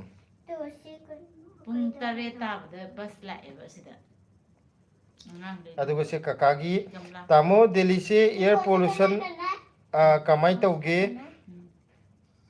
ꯏꯃꯥꯟꯅꯕ ꯗꯦꯜꯂꯤꯗ ꯂꯩꯔꯝꯕ ꯌꯥꯝ ꯂꯩꯌꯦ ꯃꯣꯏꯅ ꯍꯥꯏꯕꯗ ꯃꯤꯠ ꯌꯥꯝ ꯊꯨꯞꯄꯦ ꯍꯥꯏꯌꯦ ꯑꯗꯨꯅ ꯂꯣꯏꯅ ꯊꯣꯛꯅꯈ꯭ꯔꯦ ꯍꯥꯏꯕ ꯃꯤꯠ ꯗꯦꯜꯂꯤ ꯊꯨꯞꯄꯗꯤ ꯈꯪꯗꯦꯕꯀꯣ ꯃꯤꯠ ꯀꯣꯛ ꯌꯥꯝ ꯅꯨꯡꯉꯥꯏꯇꯦ ꯑꯗꯣ ꯄꯣꯂꯨꯁꯟꯗꯤ ꯑꯔꯣꯏꯕꯤ ꯇꯥꯒꯩ ꯋꯥꯡꯉꯦ ꯍꯟꯗꯛꯁꯦ ꯗꯦꯜꯂꯤꯁꯦ ꯍꯥꯏꯗꯤ ꯃꯃꯥꯡꯗꯒꯤ ꯍꯟꯗꯛꯅ ꯑꯃꯨꯛ ꯍꯦꯟꯕꯗꯧꯅ ꯇꯧꯔꯦ ꯑꯩꯈꯣꯏꯒꯤ ꯀꯣꯛ ꯑꯗꯨꯝ ꯆꯤꯛꯄꯒꯨꯝꯕ ꯀꯣꯛ ꯑꯗꯒꯤ ꯅꯨꯡꯉꯥꯏꯇꯕ ꯃꯤꯠ ꯉꯥꯎꯔꯤ ꯅꯥꯕ ꯉꯥꯎꯔꯤ ꯑꯗꯒꯤ ꯀꯣꯛꯁꯤ ꯃꯐꯝ ꯃꯐꯝꯁꯤ ꯍꯣꯡꯉ ꯆꯤꯛꯂꯛꯀꯅꯤꯀꯣ ꯑꯗꯒꯤ ꯇꯨꯝꯕ ꯑꯍꯤꯡ ꯈꯅꯥꯎ ꯇꯨꯝꯃꯤꯉꯩꯗ ꯅꯥꯕ ꯃꯤꯀꯞ ꯊꯣꯛꯂꯛꯄꯗ ꯈꯅꯥꯎ ꯅꯥ ꯂꯩꯔꯝꯒꯅꯦꯕ ꯑꯗꯨꯅ ꯍꯧꯖꯤꯛ ꯗꯦꯜꯂꯤꯁꯦ ꯑꯁꯦꯡꯕꯒꯤꯗꯤ ꯌꯥꯝꯅ ꯀꯩꯅꯣ ꯐꯤꯕꯝ ꯁꯣꯛꯑꯕꯅꯦ ꯎꯄꯥꯏ ꯂꯩꯇꯕꯒꯤ ꯆꯦꯟ ꯌꯥꯗꯕꯒꯤ ꯂꯩꯕ ꯍꯥꯏꯗꯨꯅꯤ ꯑꯗꯨꯒ ꯃꯈꯥꯗ ꯌꯨꯛꯇꯥꯒꯤ ꯂꯥꯛꯑꯦ ꯑꯗꯨꯅꯦ ꯄꯨꯡ 8ꯗ ꯅꯨꯃꯤꯠ ꯊꯣꯛꯑꯦ ꯍꯥꯏꯔꯛꯑꯦꯀꯣ ꯃꯥꯅ ꯊꯣꯏꯕ ꯀꯦ ꯑꯩꯁꯅ ꯗꯦꯜꯂꯤꯗꯗꯤ ꯌꯥꯍꯧ ꯉꯟꯕꯁꯦ ꯅꯣꯛꯅꯕꯅꯤꯀꯣ ꯃꯥꯅꯦ ꯃꯥꯅꯦ ꯗꯦꯜꯂꯤꯗꯗꯤ ꯌꯥꯍꯧ ꯂꯣꯏ ꯊꯦꯡꯅꯕꯅꯦ ꯄꯨꯡ 12ꯗꯒ ꯍꯧꯒꯠꯄꯁꯦ ꯉꯟꯕ ꯆꯤꯡꯅꯕꯅꯦ ꯍꯥꯏꯗꯤ ꯃꯔꯨ ꯑꯣꯏꯅ ꯂꯥꯏꯔꯤꯛ ꯂꯥꯏꯁꯨ ꯇꯝꯃꯤꯕ ꯀꯥꯡꯕꯨꯁꯤꯡꯁꯦ ꯊꯦꯡ ꯊꯦꯡ ꯍꯧꯒꯠꯅꯕꯅꯦ ꯐꯤꯌꯔꯁ ꯂꯨꯋꯥꯡꯅ ꯅꯠꯇꯦ ꯍꯥꯏ ꯑꯗꯨ ꯅꯠꯇ꯭ꯔꯗꯤ ꯁꯣꯗꯦꯕ ꯍꯥꯏꯁꯦ ꯑꯁꯣꯟ ꯐꯝꯂꯧꯔꯣꯝꯒꯤ ꯁꯣꯗꯦꯕꯗꯨꯔꯥ ꯑꯃ ꯊꯥꯏꯅ ꯃꯤꯁꯤꯕ꯭ꯔꯣ ꯑꯩꯈꯣꯏ ꯂꯩꯀꯥꯏꯒꯤ ꯅꯠꯇꯕ ꯀꯩꯅꯣꯒꯤ ꯐꯨꯝꯂꯧ ꯀꯩꯔꯣ ꯃꯃꯥꯡ ꯂꯩꯀꯥꯏꯒꯤ ꯑꯩꯈꯣꯏ ꯀꯩꯅꯣ ꯑꯃ ꯂꯩ ꯇꯥꯆꯧ ꯑꯃ ꯀꯔꯤꯕ ꯃꯣꯏ ꯌꯨꯝꯅꯥꯛꯇꯣ ꯑꯃ ꯁꯣꯔꯣꯛ ꯃꯄꯥꯟꯒꯤ ꯁꯣꯔꯣꯛ ꯃꯃꯥꯡꯗ ꯂꯩꯕꯗꯨ ꯑꯣꯏꯗꯣꯏꯔꯣ ꯐꯨꯝꯂꯧꯒꯤ ꯁꯣꯗꯦꯕ ꯍꯥꯏꯁꯦ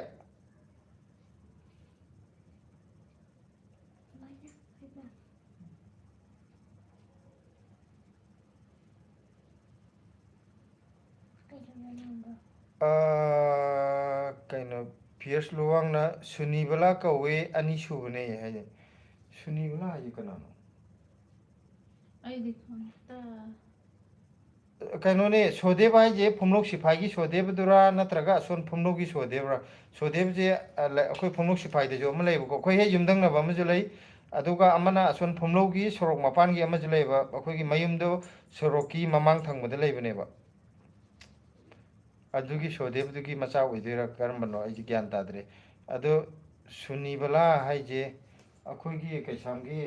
ꯀꯀꯥ ꯁꯣꯗꯦꯕꯒꯤ ꯃꯆꯥꯅꯨꯄꯤꯗꯨꯗꯤ ꯃꯥꯁꯨ ꯑꯗꯨꯃꯥꯏꯅ ꯃꯃꯤꯡ ꯕꯂꯥ ꯑꯃꯗꯤ ꯇꯥꯒꯨꯝ ꯇꯧꯕꯅꯤ ꯑꯗꯣ ꯑꯩꯁꯨ ꯈꯪꯗꯦ ꯑꯩꯈꯣꯏꯗꯤ ꯃꯣꯏ ꯑꯉꯥꯡ ꯑꯣꯏꯔꯤꯉꯩꯗ ꯑꯩꯈꯣꯏꯅ ꯑꯕꯦ ꯑꯕꯦ ꯀꯧꯕꯩ ꯑꯕꯦꯗꯦꯅ ꯈꯪꯗꯦꯕ ꯑꯩ ꯃꯃꯤꯡꯁꯦ ꯁ꯭ꯀꯨꯜꯒꯤ ꯃꯃꯤꯡꯗꯣ ꯈꯪꯗꯕ ꯑꯩꯅ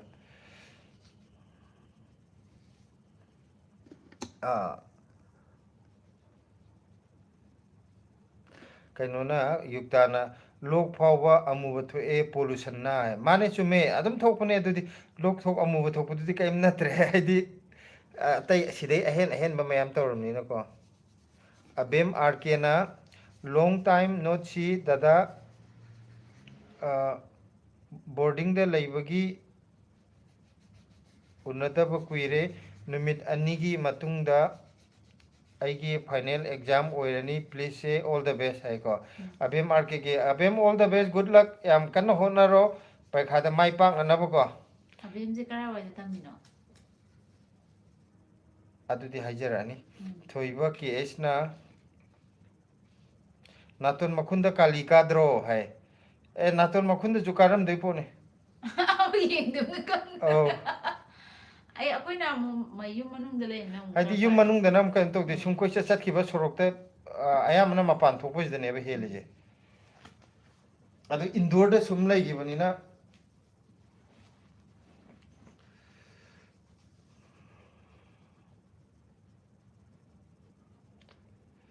ꯀꯩꯅꯣ ꯑꯁꯣꯛ ꯁꯥꯄꯝ ꯍꯥꯏꯌꯦꯀꯣ ꯗꯦꯜꯂꯤꯗ ꯍꯧꯖꯤꯛ ꯇꯟꯗꯨꯔꯤ ꯍꯧꯕ ꯊꯤꯡꯉꯦ ꯍꯥꯏꯕꯅꯤ ꯃꯥꯅꯦ ꯍꯥꯏꯗꯤ ꯌꯥꯝ ꯇꯧꯔꯤꯕꯅꯤ ꯍꯧꯖꯤꯛ ꯇꯟꯗꯨꯔꯤ ꯍꯧꯗ꯭ꯔꯕꯅ ꯄꯣꯂꯨꯁꯟ ꯈꯔ ꯐꯈ꯭ꯔꯅꯤ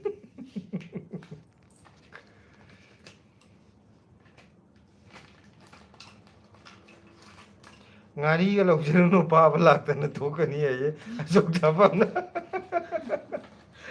ꯑꯦ ꯇꯧꯉꯝꯄꯣꯠꯇꯦ ꯕꯤ ꯖꯦ ꯄꯤ ꯁꯔꯀꯥꯔꯁꯦ ꯁꯣꯏꯅ ꯐꯥꯗꯣꯔꯤꯕꯣꯅꯤꯀꯣ ꯂꯣꯟꯅ ꯂꯧꯇꯥ ꯂꯣꯟꯅ ꯉꯥꯟꯕꯅꯤ ꯈꯪꯗꯦ ꯆꯥꯗ ꯌꯥꯗꯕꯅꯦ ꯃꯣꯗꯤꯖꯤꯁꯦ ꯑꯩꯈꯣꯏ ꯌꯥꯝ ꯁꯥꯊꯤꯈ꯭ꯔꯖꯥꯠꯅꯤ ꯀꯔꯤꯕ ꯃꯣꯏꯒꯤ ꯉꯥꯔꯤ ꯅꯍꯥꯟ ꯄꯣꯂꯨꯁꯟ ꯋꯥꯡꯗ꯭ꯔꯤꯉꯩꯗ ꯑꯩꯈꯣꯏ ꯉꯥꯔꯤ ꯄꯋꯥ ꯑꯃꯒꯤ ꯃꯌꯥ ꯍꯦꯟꯅ ꯉꯧꯔꯝꯒꯅꯤ ꯉꯧꯔ ꯊꯝꯃꯦ ꯎꯃꯣꯔꯣꯛ ꯀꯔꯤꯕ ꯑꯗꯨꯅ ꯉꯧꯕꯁꯨ ꯌꯥꯔꯦ ꯍꯦꯛꯇ ꯐꯥꯕ ꯊꯥꯔꯛꯀꯗꯣꯏꯁꯤ ꯋꯥꯔꯤ ꯆꯦꯛ ꯇꯧꯕ ꯇꯧ ꯉꯝꯄꯣꯠꯇꯦ ꯍꯧꯖꯤꯛꯀꯥꯟ ꯃꯇꯝꯁꯦ ꯃꯣꯗꯤ ꯇꯧꯅꯤꯡ ꯇꯧ ꯂꯩꯔꯦ ꯔꯥꯖꯀꯨꯃꯥꯔ ꯌꯣꯒꯤ ꯍꯥꯏ ꯍꯥꯏꯔꯛꯑꯦꯀꯣ ꯀꯀꯥ ꯋꯥꯈꯜꯒꯤ ꯄꯨꯀꯩꯅ ꯏꯃꯥꯟꯅꯕ UPSC ꯊꯥꯕꯒꯤ ꯂꯣꯏꯅ ꯂꯩꯔꯝꯃꯦ ꯑꯗꯣ ꯂꯣꯏꯅ ꯊꯣꯛꯈ꯭ꯔꯦ ꯃꯅꯤꯄꯨꯔꯗ ꯂꯩꯔꯒ ꯂꯣꯏꯅ ꯍꯣꯠꯅꯔꯅꯤ ꯑꯗꯣ ꯑꯩꯁꯨ ꯕꯖꯤꯔꯥꯝ ꯑꯦꯟ ꯔꯕꯤꯒꯤ ꯑꯦꯗꯃꯤꯁꯟ ꯇꯧꯕ ꯂꯥꯛꯂꯝꯒꯦ ꯈꯜꯂꯤ ꯑꯗꯨꯅ ꯂꯥꯛꯂꯝꯒꯦ ꯇꯥꯃꯣ ꯑꯣ ꯇꯧꯁꯜꯂꯣ ꯑꯦꯗꯃꯤꯁꯟ ꯀꯣꯆꯤꯡꯒꯤ ꯃꯃꯤꯡ ꯌꯥꯝ ꯆꯠꯄꯅꯦ ꯃꯥꯅ ꯍꯥꯏꯔꯤꯕ ꯀꯩꯅꯣꯁꯦ ꯏꯟꯁꯇꯤꯇ꯭ꯌꯨꯠꯁꯦ ꯑꯟꯖꯂꯤ ꯑꯁ ꯌꯦꯡꯉꯣ ꯊꯣꯏꯅ ꯉꯁꯥꯏꯗ ꯌꯦꯛꯏꯗꯣ ꯎꯠꯂꯦ ꯇꯨ ꯃꯌꯥꯝ ꯐꯖꯕ꯭ꯔꯥ ꯊꯤꯕ꯭ꯔꯥ ꯌꯦꯡꯕꯤꯔꯣ ꯃꯥ ꯉꯁꯥꯏꯗ ꯌꯦꯛꯏꯁꯦ ꯑꯁꯤꯁꯤꯅꯤ ꯑꯁꯤ ꯂꯥꯞꯅ ꯌꯦꯡꯉꯗꯤ ꯐꯖꯔꯤ ꯃꯥꯏꯁꯦ ꯀꯔꯤꯅꯣꯗꯤ ꯈꯪꯗꯕꯤꯗ ꯑꯟꯖꯦꯂꯤꯀꯥ ꯑꯦꯂꯥꯡꯕꯝꯅ ꯊꯝꯃꯒꯦꯀꯣ ꯕ꯭ꯂꯦꯁꯤ ꯍꯥꯏꯔꯛꯑꯦ ꯊꯣꯏ ꯂꯥꯎꯔꯛꯀꯅꯨ ꯅꯪ ꯈꯣꯟꯖꯦꯜ ꯂꯥꯎꯕꯗ ꯇꯥꯕ ꯅꯥꯀꯣꯡ ꯍꯨꯠꯂꯦ ꯑꯗꯨꯒ ꯀꯩꯅꯣꯅ ꯋꯥꯈꯜꯒꯤ ꯄꯨꯀꯩꯅꯁꯨ ꯑꯣꯜ ꯗ ꯕꯦꯁ ꯑꯕꯦꯝ ꯍꯥꯏꯔꯦ ꯉꯁꯥꯏ ꯑꯕꯦꯝꯒꯤ ꯑꯦꯛꯖꯥꯝ ꯂꯩ ꯍꯥꯏꯕꯗꯣ ꯀꯩꯅꯣꯅ ꯌꯨꯛꯇꯥ ꯅꯣꯛꯁꯜꯂꯛꯑꯦ ꯑꯕꯦꯝ ꯑꯥꯔ ꯀꯦꯅ ꯕꯥꯏ ꯕꯥꯏ ꯍꯥꯏꯅꯩ ꯕꯥꯏ ꯕꯥꯏ ꯒꯨꯗ ꯅꯥꯏꯠ ꯂꯥꯏꯔꯤꯛ ꯀꯟꯅ ꯄꯥꯊꯔꯣ ꯃꯥ ꯆꯤꯆꯦꯗꯤ ꯑꯦꯛꯖꯥꯝ ꯂꯩ ꯍꯥꯏꯕ ꯅꯪꯁꯨ ꯍꯌꯦꯡ ꯑꯦꯛꯖꯥꯝ ꯂꯩ ꯑꯗꯨꯒ ꯁꯍꯤꯕ ꯈꯥꯟ 100 rupees paytm please No. ꯑꯗꯨꯒ ꯌꯨꯛꯇꯥ ꯃꯨꯈꯤꯅ ꯀꯥꯂꯤꯒꯗꯤ ꯌꯦꯡꯕ ꯁꯪꯗꯦ ꯍꯥꯏ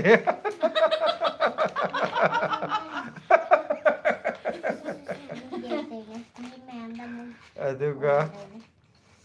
ꯁꯍꯤꯕ ꯈꯥꯟꯅ 100 rupees paytm please ꯃꯥꯁꯤ ꯑꯗꯨꯝ ꯊꯥ ꯂꯩꯔꯦ ꯃꯥꯏꯁꯦ ꯑꯩꯈꯣꯏꯗ ꯄꯤꯔꯛꯑꯣ ꯍꯥꯏꯔꯣ ꯃꯥ ꯄꯤꯔꯛꯀꯦ ꯍꯥꯏꯔꯣ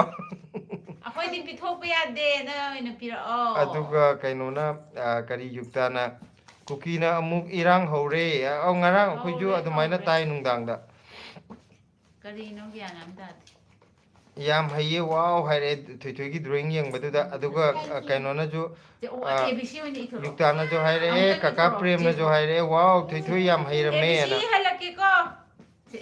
ꯑꯗꯨꯗ ꯏꯔꯣ ꯑꯦ ꯕꯤ ꯁꯤ ꯐꯖꯅ ꯍꯥꯏ ꯑꯗꯨꯒ ꯑꯟꯖꯦꯂꯤꯀꯥ ꯑꯦꯂꯥꯡꯕꯝꯅ ꯐꯖꯩ ꯐꯖꯩ ꯍꯥꯏꯔꯛꯑꯦ ꯑꯗꯨꯒ ꯋꯥꯈꯜꯒꯤ ꯄꯨꯀꯩꯅ ꯁꯥꯔ ꯁꯍꯤꯕ ꯍꯥꯏꯔ ꯅꯣꯛꯁꯟꯈ꯭ꯔꯦꯀꯣ ꯁꯤꯗ ꯏꯔꯣ ꯅꯪ ꯑꯩꯅ ꯅꯪꯗꯤ ꯁꯣꯔꯠꯀꯠ ꯌꯥꯝ ꯍꯩꯕꯅꯦ ꯁꯤ ꯁꯨꯃꯥꯏꯅ ꯆꯤꯡꯉꯣ ꯑꯗꯨꯒ ꯀꯦ ꯑꯩꯆ ꯕꯤꯃꯣꯂꯇꯥ ꯗꯦꯕꯤꯅ sir what are you doing in Delhi ꯍꯥꯏꯔꯛꯑꯦꯕꯀꯣ ꯑꯩꯈꯣꯏꯁꯤ 30K ꯌꯧꯔꯀꯥꯟꯗ ꯑꯣꯏꯅ ꯍꯥꯏꯔꯛꯑꯒꯦꯀꯣ 30K ꯌꯧꯗ꯭ꯔꯤꯐꯥꯎ ꯍꯥꯏꯕ ꯌꯥꯗꯦ ꯍꯥꯏꯗꯤ ꯍꯥꯟꯅ ꯍꯥꯏꯅꯈꯤꯕꯒꯤ ꯑꯁꯨꯝ ꯍꯥꯏꯕꯅꯤꯀோ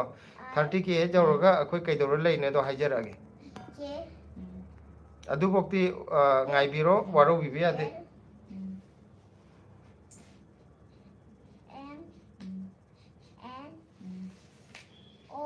ꯐꯖ ꯐꯖꯅ ꯏꯌꯨ ꯃꯥꯏ ꯃꯄꯥꯟꯗ ꯕ꯭ꯂꯦꯁꯤ ꯍꯧꯖꯤꯛ ꯂꯥꯏꯔꯤꯛ ꯑꯃꯨꯛ ꯄꯥꯊꯈ꯭ꯔꯦ ꯃꯃꯥꯅ ꯊꯦꯝꯃꯒ ꯂꯥꯏꯔꯤꯛ ꯑꯣꯏꯅ ꯏꯍꯟꯈ꯭ꯔꯦ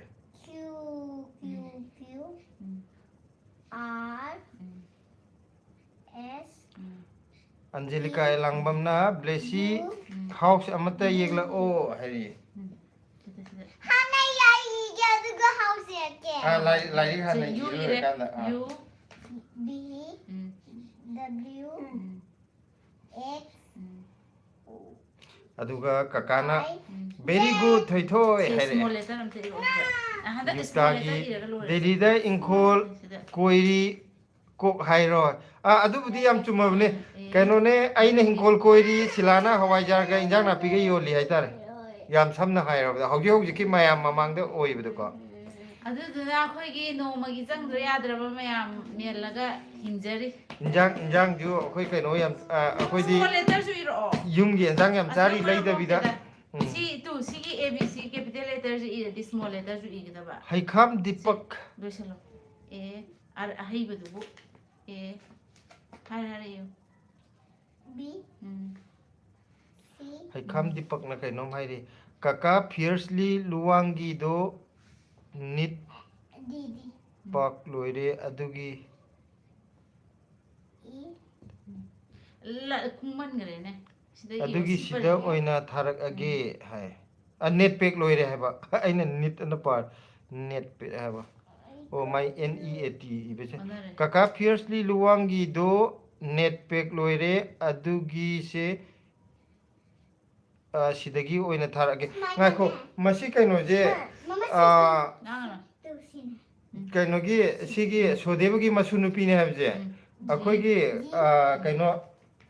ꯑꯅꯤꯁꯨꯕ ꯃꯆꯥꯅꯨꯄꯤ ꯀꯩꯅꯣꯗꯣ ꯑꯕꯦ ꯅꯠꯇꯕ ꯑꯕꯦꯒꯤ ꯃꯈꯥ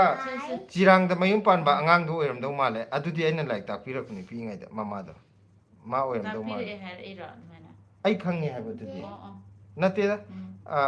ꯑꯅꯤꯁꯨꯕ ꯑꯉꯥꯡ ꯍꯥꯏꯔꯛꯄꯗꯨꯗꯅꯦ ꯃꯥ ꯑꯣꯏꯔꯝꯗꯧ ꯃꯥꯜꯂꯕ ꯁꯤꯕꯨ ꯁꯨꯃꯥꯏꯅ ꯁꯨꯝ ꯏꯕ꯭ꯔꯅꯦ ꯁꯤ ꯃꯈꯥꯗ ꯏꯔꯛꯑꯣ ꯁꯤ ꯆꯜꯂꯣꯏꯕ ꯆꯟꯅꯕ ꯏꯔꯛꯑꯣ ꯆꯟꯅꯕ ꯏꯒꯗꯧꯅꯦ ꯁꯤꯗ ꯑꯥꯏ ꯏꯔꯛꯑꯣ ꯑꯩ ꯁꯤꯗ ꯏꯈ꯭ꯔꯦ ꯁꯤ ꯏꯕ ꯃꯋꯥ ꯂꯧꯗꯦ ꯁꯤ ꯕꯤꯒꯤ ꯃꯈꯥꯗ ꯑꯗꯨꯒ ꯑꯩꯈꯣꯏꯒꯤ ꯀꯩꯅꯣꯅ ꯅꯥꯏꯁ ꯀꯣꯝꯕꯤꯅꯦꯁꯟ ꯍꯥꯏꯔꯦꯀꯣ ꯑꯟꯖꯦꯂꯤꯀꯥ ꯑꯦꯂꯥꯡꯕꯝꯅ ꯍꯣꯏ ꯍꯣꯏ ꯈꯪꯗꯦ ꯂꯥꯏꯔꯤꯛꯇꯣ ꯍꯥꯟꯅ ꯏꯊꯣꯛꯑꯣ ꯑꯗꯨꯒ ꯍꯥꯎꯁꯇꯣ ꯑꯃꯨꯛ ꯌꯦꯛꯂꯛꯑꯣ ꯍꯥꯏꯔꯛꯑꯦ ꯑꯣꯀꯦ ꯑꯦꯜ ꯍꯩꯈꯥꯝ ꯗꯤꯄꯛ ꯃꯥꯅꯦ ꯃꯥꯅꯦ ꯆꯨꯝꯃꯦ ꯆꯨꯝꯃꯦ ꯆꯨꯝꯃꯦ ꯆꯨꯝꯃꯦ ꯆꯨꯝꯃꯦ ꯑꯃ ꯋꯥꯠꯂꯦ N O ꯑꯗꯨꯗꯤ ꯀꯩꯅꯣꯒꯤ ꯑꯉꯥꯡ ꯆꯥꯎꯔꯕꯖꯥꯠꯅꯤꯅꯦ Q ꯁꯤꯗ Q KH Bimolata Devi telling any job means weather teaching non teaching U V aduga B ꯑꯩꯈꯣꯏ ꯌꯨꯛꯇꯥꯒꯤ ꯁꯤꯂꯥ ꯑꯩ ꯅꯣꯡꯃ ꯁꯣꯏꯗꯅ ꯂꯥꯛꯀꯅꯤꯀꯣ ꯀꯩꯅꯣꯒꯤ ꯌꯨꯛꯇꯥꯒꯤ ꯗꯥꯏꯂꯣꯛꯁꯦ ꯁꯤꯂꯥ ꯑꯩ ꯅꯣꯡꯃ ꯁꯣꯏꯗꯅ ꯂꯥꯛꯀꯅꯤꯀꯣ ꯍꯥꯏꯁꯦ ꯔꯦꯗꯤꯑꯣꯗꯤ ꯂꯥꯛꯑꯦ ꯑꯩꯈꯣꯏꯒꯤ ꯗꯥꯏꯂꯣꯛꯇꯣ ꯌꯥꯝ ꯍꯥꯏꯗꯣꯏꯅꯦ ꯌꯥꯝ ꯄꯣꯁ ꯇꯥꯕꯗꯣ ꯑꯗꯨ ꯃꯥꯜꯂꯦ ꯁꯦꯝꯗ ꯌꯦꯡꯍꯟꯈꯤꯒꯦ ꯃꯥ ꯎꯗ꯭ꯔꯦ ꯂꯥꯏꯠꯁꯦ ꯂꯥꯏꯠꯇ ꯑꯝꯇ ꯎꯗ꯭ꯔꯦ ꯃꯥꯏ ꯑꯦ ꯕꯤ ꯁꯤꯁꯦ ꯑꯩꯈꯣꯏꯒꯤ ꯇꯟꯗꯟ ꯃꯆꯨꯅ ꯏꯕꯒꯤ ꯂꯩꯇꯔꯒ ꯏꯈ꯭ꯔꯦ ꯗꯤꯁꯄꯛꯇꯦ Kanano iPhone hause ꯅꯣꯛꯆꯜꯂꯦ ꯌꯨꯛꯇꯥꯅ ꯃꯥꯁꯨ ꯃꯥꯜꯂꯦ ꯑꯁ ꯅꯣꯡꯃ ꯁꯣꯏꯗꯅ ꯂꯥꯛꯀꯅꯤꯀꯣ ꯍꯥꯏꯁꯦ ꯔꯦꯗꯤꯑꯣ ꯂꯤꯂꯥꯒꯤ ꯃꯃꯤꯡ ꯃꯥꯜꯂꯦ hause kanano ꯑꯩꯈꯣꯏꯅ ꯍꯥꯟꯅ ꯂꯥꯛꯄ꯭ꯔꯒ ꯄꯣꯟꯗꯦ ꯅꯪ ꯁꯣꯏꯗꯅ ꯂꯥꯛꯀꯅꯤ ꯑꯩꯈꯣꯏꯅ ꯍꯥꯟꯅ ꯐꯥꯎꯖꯜꯂꯛꯄ꯭ꯔꯥ ꯄꯣꯟꯗꯦ ꯀꯩꯅꯣꯗꯒ ꯌꯥꯝ ꯌꯥꯎꯗꯣꯏꯅꯦ ꯊꯥꯏꯅꯔꯦ ꯈꯪꯗꯦꯗ ꯑꯩ ꯕꯥꯔꯣꯂꯤ ꯅꯥꯇꯛ ꯇꯥꯔꯛꯇ꯭ꯔꯣ ꯊꯥꯏꯅꯅ ꯅꯥꯇꯛ ꯑꯩꯁꯦ ꯀꯩꯅꯣ Papa kiyungye ꯋꯥꯔꯤ ꯇꯣꯛꯅ ꯐꯩꯅ ꯂꯦꯖꯤꯌꯥ ꯀꯩꯅꯣ ꯍꯥꯏꯌꯣ ꯍꯥꯏꯔꯣ ꯍꯥꯏꯔꯣ ꯕ꯭ꯂꯦꯁꯤꯒ ꯏꯆꯥꯗꯣ ꯑꯣ ꯌꯨꯝ ꯌꯦꯛꯑꯣ ꯍꯥꯏꯔꯛꯄꯗꯣ ꯍꯥꯎꯁ ꯌꯦꯛꯑꯣ ꯍꯥꯏꯔꯛꯄꯗꯣ ꯀꯅꯥꯅꯅꯣꯅ ꯍꯥꯏꯕ ꯑꯗꯨ ꯕ꯭ꯂꯦꯁꯤꯅ ꯑꯟꯖꯦꯂꯤꯀꯥꯅ ꯑꯟꯖꯦꯂꯤꯀꯥꯅꯅꯦ ꯑꯗꯨ ꯅꯠꯇꯕꯅ ꯑꯣꯏꯅ ꯌꯦꯛꯑꯣ ꯑꯌꯥ ꯀꯀꯥ ꯕꯣꯏꯆꯥꯁꯨ ꯂꯥꯛꯑꯝꯃꯦ ꯇꯥꯃꯣ ꯆꯥꯛ ꯆꯥꯔꯕꯣ ꯍꯥꯏ ꯆꯥꯔꯦ ꯑꯩꯈꯣꯏ ꯀꯥꯡꯁꯣꯏ ꯆꯥꯔꯦ ꯑꯩꯈꯣꯏ ꯕꯣꯏꯆꯥꯗꯤ ꯀꯩ ꯃꯊꯦꯜ ꯆꯥꯔꯒꯦ ꯉꯁꯤ ꯑꯩꯈꯣꯏ ꯀꯩꯅꯣ ꯂꯥꯛꯇ꯭ꯔꯤꯅꯦ ꯁꯣꯅꯤꯌా ꯅꯠꯇꯦ ꯅꯨꯄꯥ ꯑꯃ ꯂꯥꯛꯄꯗꯣ ꯃꯥꯏ ꯗꯗꯥꯗꯨꯔꯣ ꯅꯠꯇꯦ ꯖꯪꯒꯜꯗ ꯂꯩ ꯍꯤꯟꯖꯥꯡ ꯍꯥꯏꯔꯛꯀꯅꯣ ꯈꯨꯃꯟꯆꯥ ꯈꯨꯃꯟꯆꯥ ꯃꯥꯏ ꯇꯣꯞ ꯇꯣꯞꯄ ꯀꯃꯦꯟꯗꯣ ꯈꯨꯃꯟ ꯑꯩꯈꯣꯏ ꯉꯁꯤ ꯁꯣꯅꯤꯌꯥꯁꯨ ꯂꯥꯛꯇ꯭ꯔꯤ ꯑꯗꯨꯒ ꯑꯩ ꯉꯥꯏꯍꯥꯛꯇꯪ ꯂꯩꯔ ꯑꯃꯨꯛ ꯆꯪꯉꯛꯀꯦ ꯀꯅꯥꯅꯣꯝ ꯍꯥꯏꯈꯤꯕꯅꯦ ꯑꯟꯖꯦꯂꯤꯀꯥꯖꯤꯔ ꯀꯩꯅꯣꯝ ꯍꯥꯏꯔꯛꯄꯅꯦ ꯕ꯭ꯂꯦꯁꯤꯁꯦ ꯌꯥꯝ ꯂꯥꯡꯉꯦ ꯍꯥꯏꯔꯛꯑꯦ ꯑꯟꯖꯦꯂꯤꯀꯥꯅ ꯑꯗꯨꯒ ꯑꯩꯈꯣꯏꯒꯤ ꯍꯩꯈꯥꯝ ꯁꯟꯗꯤꯞ ꯃꯆꯥꯅꯨꯄꯤ ꯑꯍꯨꯝꯅꯦ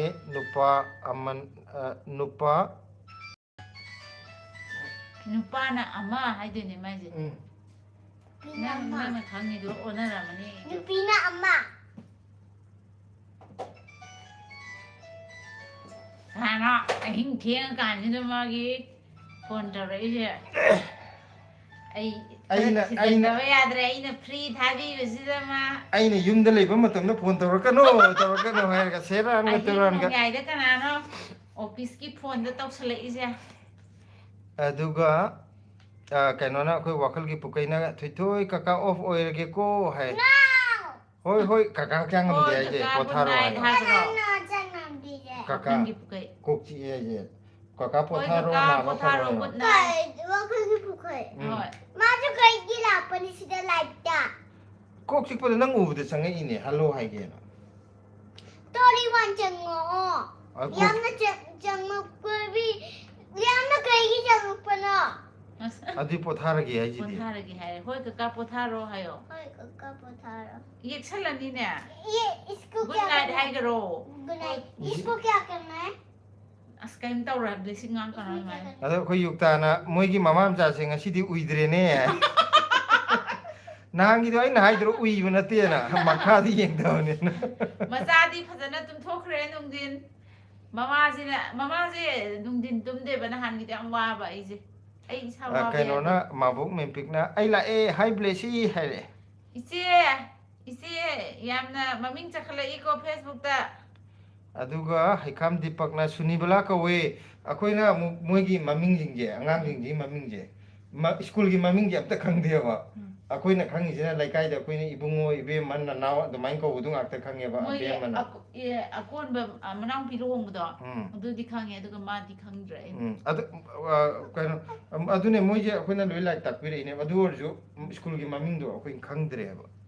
ꯍꯥꯏꯗꯤ ꯂꯩꯀꯥꯏꯒꯤ ꯑꯉꯥꯡꯁꯤꯡꯁꯦ ꯑꯩꯈꯣꯏꯅ ꯁ꯭ꯀꯨल ꯃꯃꯤꯡ ꯑꯩꯒꯤꯁꯨ ꯉꯥꯏ ꯑꯩꯒꯤ ꯃꯤꯡꯁꯦ ꯑꯩꯈꯣꯏ ꯂꯩꯀꯥꯏꯒꯤ ꯑꯍꯟꯁꯤꯡꯅ ꯀꯌꯥ ꯈꯪꯗꯕꯅꯦꯕ ꯅꯅꯥꯎꯅ ꯂꯣꯏ ꯆꯠꯈꯤꯕꯗꯣ How's your cat? ꯑꯟꯖꯦꯂꯤꯀꯥ ꯑꯦꯂꯥꯡꯕꯝꯅ ꯒꯨꯗ ꯅꯥꯏꯠ ꯕ꯭ꯂꯦꯁꯤ ꯍꯥꯏꯔꯛꯑꯦ No ꯑꯗꯨꯒ ꯀꯩꯅꯣꯅ ꯋꯥꯈꯜꯒꯤ ꯄꯨꯀꯩ ꯀꯀꯥꯅ ꯊꯣꯏꯊꯣꯏ ꯌꯥꯝ ꯁꯥꯎꯋꯤꯗ ꯍꯥꯏꯔꯛꯑꯦ Nangwanta sauteda ꯀꯀꯥꯗ ꯍꯥꯏꯌꯣ ꯅꯪ ꯍꯥꯏꯕ ꯊꯣꯛꯄ ꯌꯥꯔꯣꯏ ꯍꯥꯏꯔꯤꯔꯣ ꯍꯥꯏꯔꯛꯑꯦ ꯂꯥꯏꯐꯇꯒꯤ ꯑꯩꯈꯣꯏ ꯍꯩꯈꯥꯝ ꯗꯤꯄꯛꯅ ꯁꯦꯟꯖꯝ ꯆꯤꯔꯥꯡꯗ ꯃꯌꯨꯝ ꯄꯥꯟꯂꯦ ꯈꯪꯉꯦ ꯑꯗꯨꯒ ꯅꯤꯡꯊꯧꯖꯝ ꯃꯦꯝꯄꯤꯛ ꯃꯥꯕꯣꯛꯅ ꯉꯔꯥꯡꯗꯒꯤ ꯕ꯭ꯂꯣꯛ ꯆꯥꯔꯦ ꯍꯧꯖꯤꯛꯐꯥꯎ ꯌꯥꯗ꯭ꯔꯤ ꯄꯣꯄꯨꯂꯔ ꯑꯣꯏꯔꯛꯄꯩꯅ ꯀꯩꯝ ꯈꯜꯂꯨꯅꯨ ꯃꯥꯅꯦ ꯈꯔ ꯌꯥꯝ ꯄꯣꯊꯥꯔꯣ ꯌꯥꯝ ꯊꯨꯃꯟꯈꯔꯦꯕ ꯄꯣꯄꯨꯂꯔ ꯑꯣꯏꯔꯛꯏꯗꯣ ꯑꯩꯈꯣꯏ ꯏꯆꯦꯁꯦ ꯈꯔ ꯌꯥꯝ ꯐꯥꯎꯗꯣꯔꯦꯀꯣ ꯍꯧꯖꯤꯛ ꯍꯌꯦꯡ ꯌꯥम ꯐꯥꯎꯗꯣꯛꯈꯤꯗꯅ ꯑꯩꯈꯣꯏꯒ ꯀꯥꯎꯊꯣꯛꯈꯤꯅꯤꯀꯣ ꯑꯩ ꯆꯦ ꯄꯥꯏꯔꯒ ꯑꯣꯇꯣꯒ꯭ꯔꯥꯐ ꯂꯧ ꯂꯥꯛꯀꯅꯤꯀꯣ ꯀꯩꯅꯣ ꯀ꯭ꯂꯥꯎꯗ ꯂꯥꯛ ꯌꯨꯛꯇꯥꯅ ꯁꯤꯗ ꯁꯟ ꯑꯃ ꯊꯣꯛ ꯆꯥꯛ ꯗꯤꯃꯥꯟ ꯂꯥꯛꯑꯦ ꯑꯩ ꯆꯠꯂꯦꯀꯣ ꯆꯥꯊꯣꯛꯎꯔꯣ ꯑꯥꯎ ꯆꯥꯊꯣꯛꯎꯔꯣ ꯑꯩꯈꯣꯏꯗꯤ ꯆꯥꯛ ꯐꯖꯅ ꯆꯥꯔꯒꯅꯦ ꯂꯥꯏꯚ ꯇꯧꯊꯔꯛꯏꯁꯦ ꯑꯗꯨ ꯆꯥꯗꯕ ꯌꯥꯎꯔꯒꯗꯤ ꯆꯥꯊꯣꯛꯄꯤꯔꯨꯔꯣ ꯂꯥꯏꯚ ꯇꯧꯔꯤꯉꯩꯗ ꯍꯥꯏꯗꯤ ꯃꯇꯝ ꯆꯥꯅ ꯆꯥꯍꯧꯗ꯭ꯔꯗꯤ ꯅꯤꯡꯊꯝꯊꯥꯒꯤ ꯃꯇꯝꯒ ꯑꯣꯏꯔꯦ ꯆꯖꯤꯛ ꯆꯥꯕ ꯐꯔꯛ ꯇꯥꯅꯤ ꯌꯨꯛꯇꯥꯅ ꯍꯌꯦꯡ ꯑꯃꯨꯛ ꯂꯥꯛꯀꯦꯀꯣ ꯑꯣꯀꯦ ꯍꯣꯏ ꯍꯌꯦꯡ ꯍꯣꯏ ꯑꯃꯨꯛ ꯑꯩꯈꯣꯏ ꯂꯥꯏꯚ ꯆꯪꯉꯗꯤ ꯑꯃꯨꯛ ꯎꯅꯁꯦ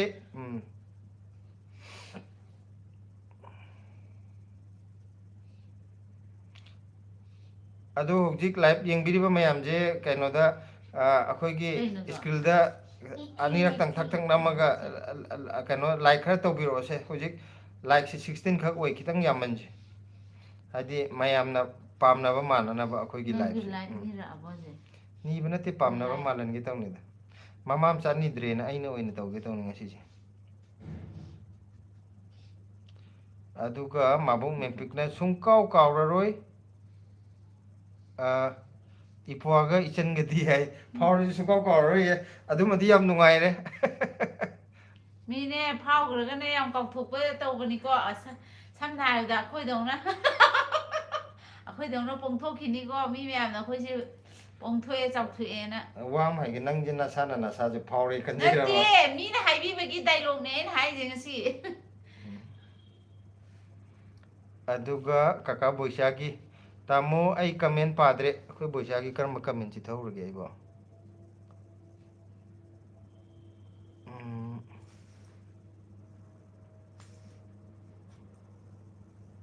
ꯑꯗꯨꯒꯤ ꯃꯃꯥꯡꯒꯤꯗꯨꯔꯥ ꯑꯗꯨꯗ ꯌꯦꯡꯉꯣ ꯀꯗꯥꯏꯅꯣ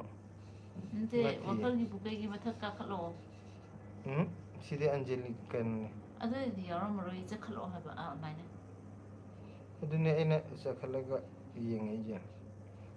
ꯇꯥꯃꯣ ꯆꯥꯛ ꯆꯥꯔꯕꯣ ꯍꯥꯏꯁꯤꯗꯤ ꯑꯩ ꯄꯥꯈꯤꯗꯥꯏꯅꯦ ꯁꯤꯒꯤ ꯃꯈꯥꯗ ꯑꯝꯇ ꯌꯥꯎꯗ꯭ꯔꯤꯗ ꯁꯤꯗꯤ ꯑꯩ ꯉꯁꯥꯏ ꯄꯥꯈꯤꯕꯅꯤꯗ ꯅꯪꯅ ꯆꯥꯛ ꯆꯥꯔꯕꯣ ꯍꯪꯉꯛꯄꯁꯦ ꯄꯥꯍꯧꯗ꯭ꯔꯕꯣ ꯑꯩꯅ ꯑꯗꯨꯒ ꯑꯟꯖꯦꯂꯤꯀꯥꯅ ꯕꯥꯏ ꯕꯥꯏ ꯕ꯭ꯂꯦꯁꯤ ꯍꯥꯏꯔꯛꯑꯦꯀꯣ ꯕꯥꯏ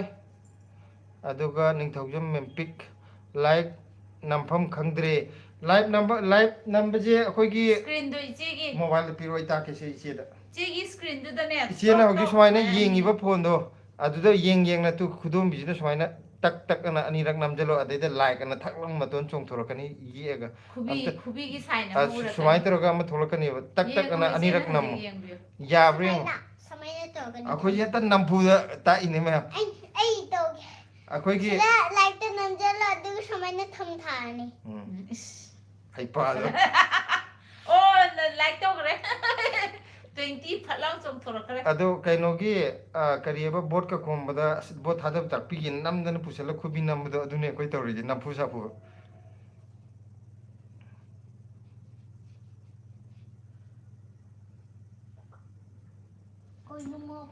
ꯑꯗꯨꯒ ꯍꯩꯈꯥꯝ ꯗꯤꯄꯛ ꯀꯣ ꯀꯀꯥ ꯍꯣꯏꯒ ꯌꯨꯝ ꯊꯪꯅꯕ ꯀꯩꯁꯥꯝꯒꯤ ꯅꯤꯉꯣꯜꯒꯤ ꯃꯆꯥꯅꯤ ꯈꯪꯉꯦ ꯑꯩ ꯒ꯭ꯌꯥꯟ ꯇꯥꯔꯦ ꯍꯥꯏꯗꯤ ꯅꯣꯏ ꯃꯃꯥꯗꯣ ꯑꯩꯅ ꯑꯉꯥꯡ ꯑꯣꯏꯔꯤꯉꯩꯗ ꯂꯥꯏꯔꯤꯛ ꯇꯥꯛꯄꯤꯔꯛꯄꯅꯤ ꯑꯗꯨꯒ ꯀꯩꯅꯣꯅ ꯑꯩꯈꯣꯏ ꯃꯕꯣꯛ ꯃꯦꯝꯄꯤꯛꯅ ꯌꯥꯔꯦ ꯍꯥꯏ ꯑꯗꯨꯅꯤ ꯑꯩꯈꯣꯏꯗꯤ ꯇꯥꯛꯄꯁꯦ ꯑꯃꯨꯛ ꯗꯥꯏꯔꯦꯛ ꯍꯦꯛꯇ ꯇꯧꯔꯒ ꯂꯥꯏꯚ ꯍꯦꯛꯇ ꯇꯧꯍꯜꯂꯤꯁꯦ ꯀꯩꯅꯣꯅ ꯑꯟꯖꯦꯂꯤꯀꯥ ꯑꯦꯂꯥꯡꯕꯝꯅ ꯍꯥꯏ ꯑꯅ ꯇꯧꯔꯛꯑꯦ ꯍꯥꯏ ꯑꯦꯁ ꯍꯧꯖꯤꯛ 12ꯕꯨ ꯌꯧꯔꯦꯁꯦ ꯃꯤ 3-4 ꯇꯧꯁꯟꯕꯤꯔꯛꯑꯦ ꯊꯦꯡꯀ꯭ꯌꯨ ꯀꯩ ꯈꯣꯡꯕꯅꯣ ꯁꯤꯕꯣ ꯎꯝ ꯁꯤꯕꯨ ꯀꯩ ꯈꯣꯡꯕꯅꯣ ꯃꯦꯁꯦꯖ ꯂꯥꯛꯄꯩ ꯈꯣꯡꯉꯛꯏꯕ ꯁꯤꯗ ꯈꯣꯡꯕꯅꯣ ꯁꯤꯗ ꯃꯥꯂꯦꯝ ꯊꯣꯉꯥꯝꯗꯣ ꯎꯝ ꯃꯥꯎ ꯌꯧꯔꯛꯏ ꯐꯔꯦ ꯁꯤꯗ ꯀꯩ ꯈꯣꯡꯉꯤꯕꯅꯣ ꯁꯤꯗ ꯒꯥꯔꯤ ꯆꯠꯂꯤꯅꯦ ꯃꯥ ꯀꯩꯅꯣꯗꯣ ꯒꯥꯔꯤ ꯀꯔꯤꯕ ꯑꯩꯈꯣꯏꯒꯤ 이싱가 사이가 마차 마차도 트럭 아마 답나 타고도 두네바 그루선기 해감 디박나 첸점 지랑기 디박네 오 춤미네 아이는 가사 해감 디박 아이지 강네 시기 아코이 시 디박 안강지 아코이기 스쿨 돈보스코도 타미나고 안강네 아코이 주니어네 아코 얌 아코이나 시나 그러면 아마 디박 아이지나 아코이기 자기 소디부기 마사 아마 노와 angang nupi mchaduna aina like tak pirak pune aduga amma dipak hoijina akhoi gi junior ne akhoi gi daga akhoi ichi gi akhoi ichi slagi lo hong daga ai bu yum leite ba mala ga yam kanna ko hona bi habne yam nungsi ba ngang adum kano tawrgana pharak tamna dana adum kan haiti thabak se akhoi yum da kya leitre ma ju thabak chingramni na punba matam phangdre 아이지 아디 밥 좀 똑똑네 뭔가 자기 지랑 좀 발레가 디박들 레이 해도 이거 아이디 꼭다 좀 간다고도 아마 지랑데 안강제 아니네 봐 디박과 간디가 아무이 아코이 땀 간다 또 뭐지 돈 라이트 게 주니어나 안강 땀 뭐지 뭐 아니네 아이 후란게 근데 산잠 보세요 여기 나오네 아도 디박수 땡나기드레 박 간디주 땡나기드레 nangna langthoga ang piyo hay do karigino lak tanan lang bagi habit to nam lesi is mama taw gise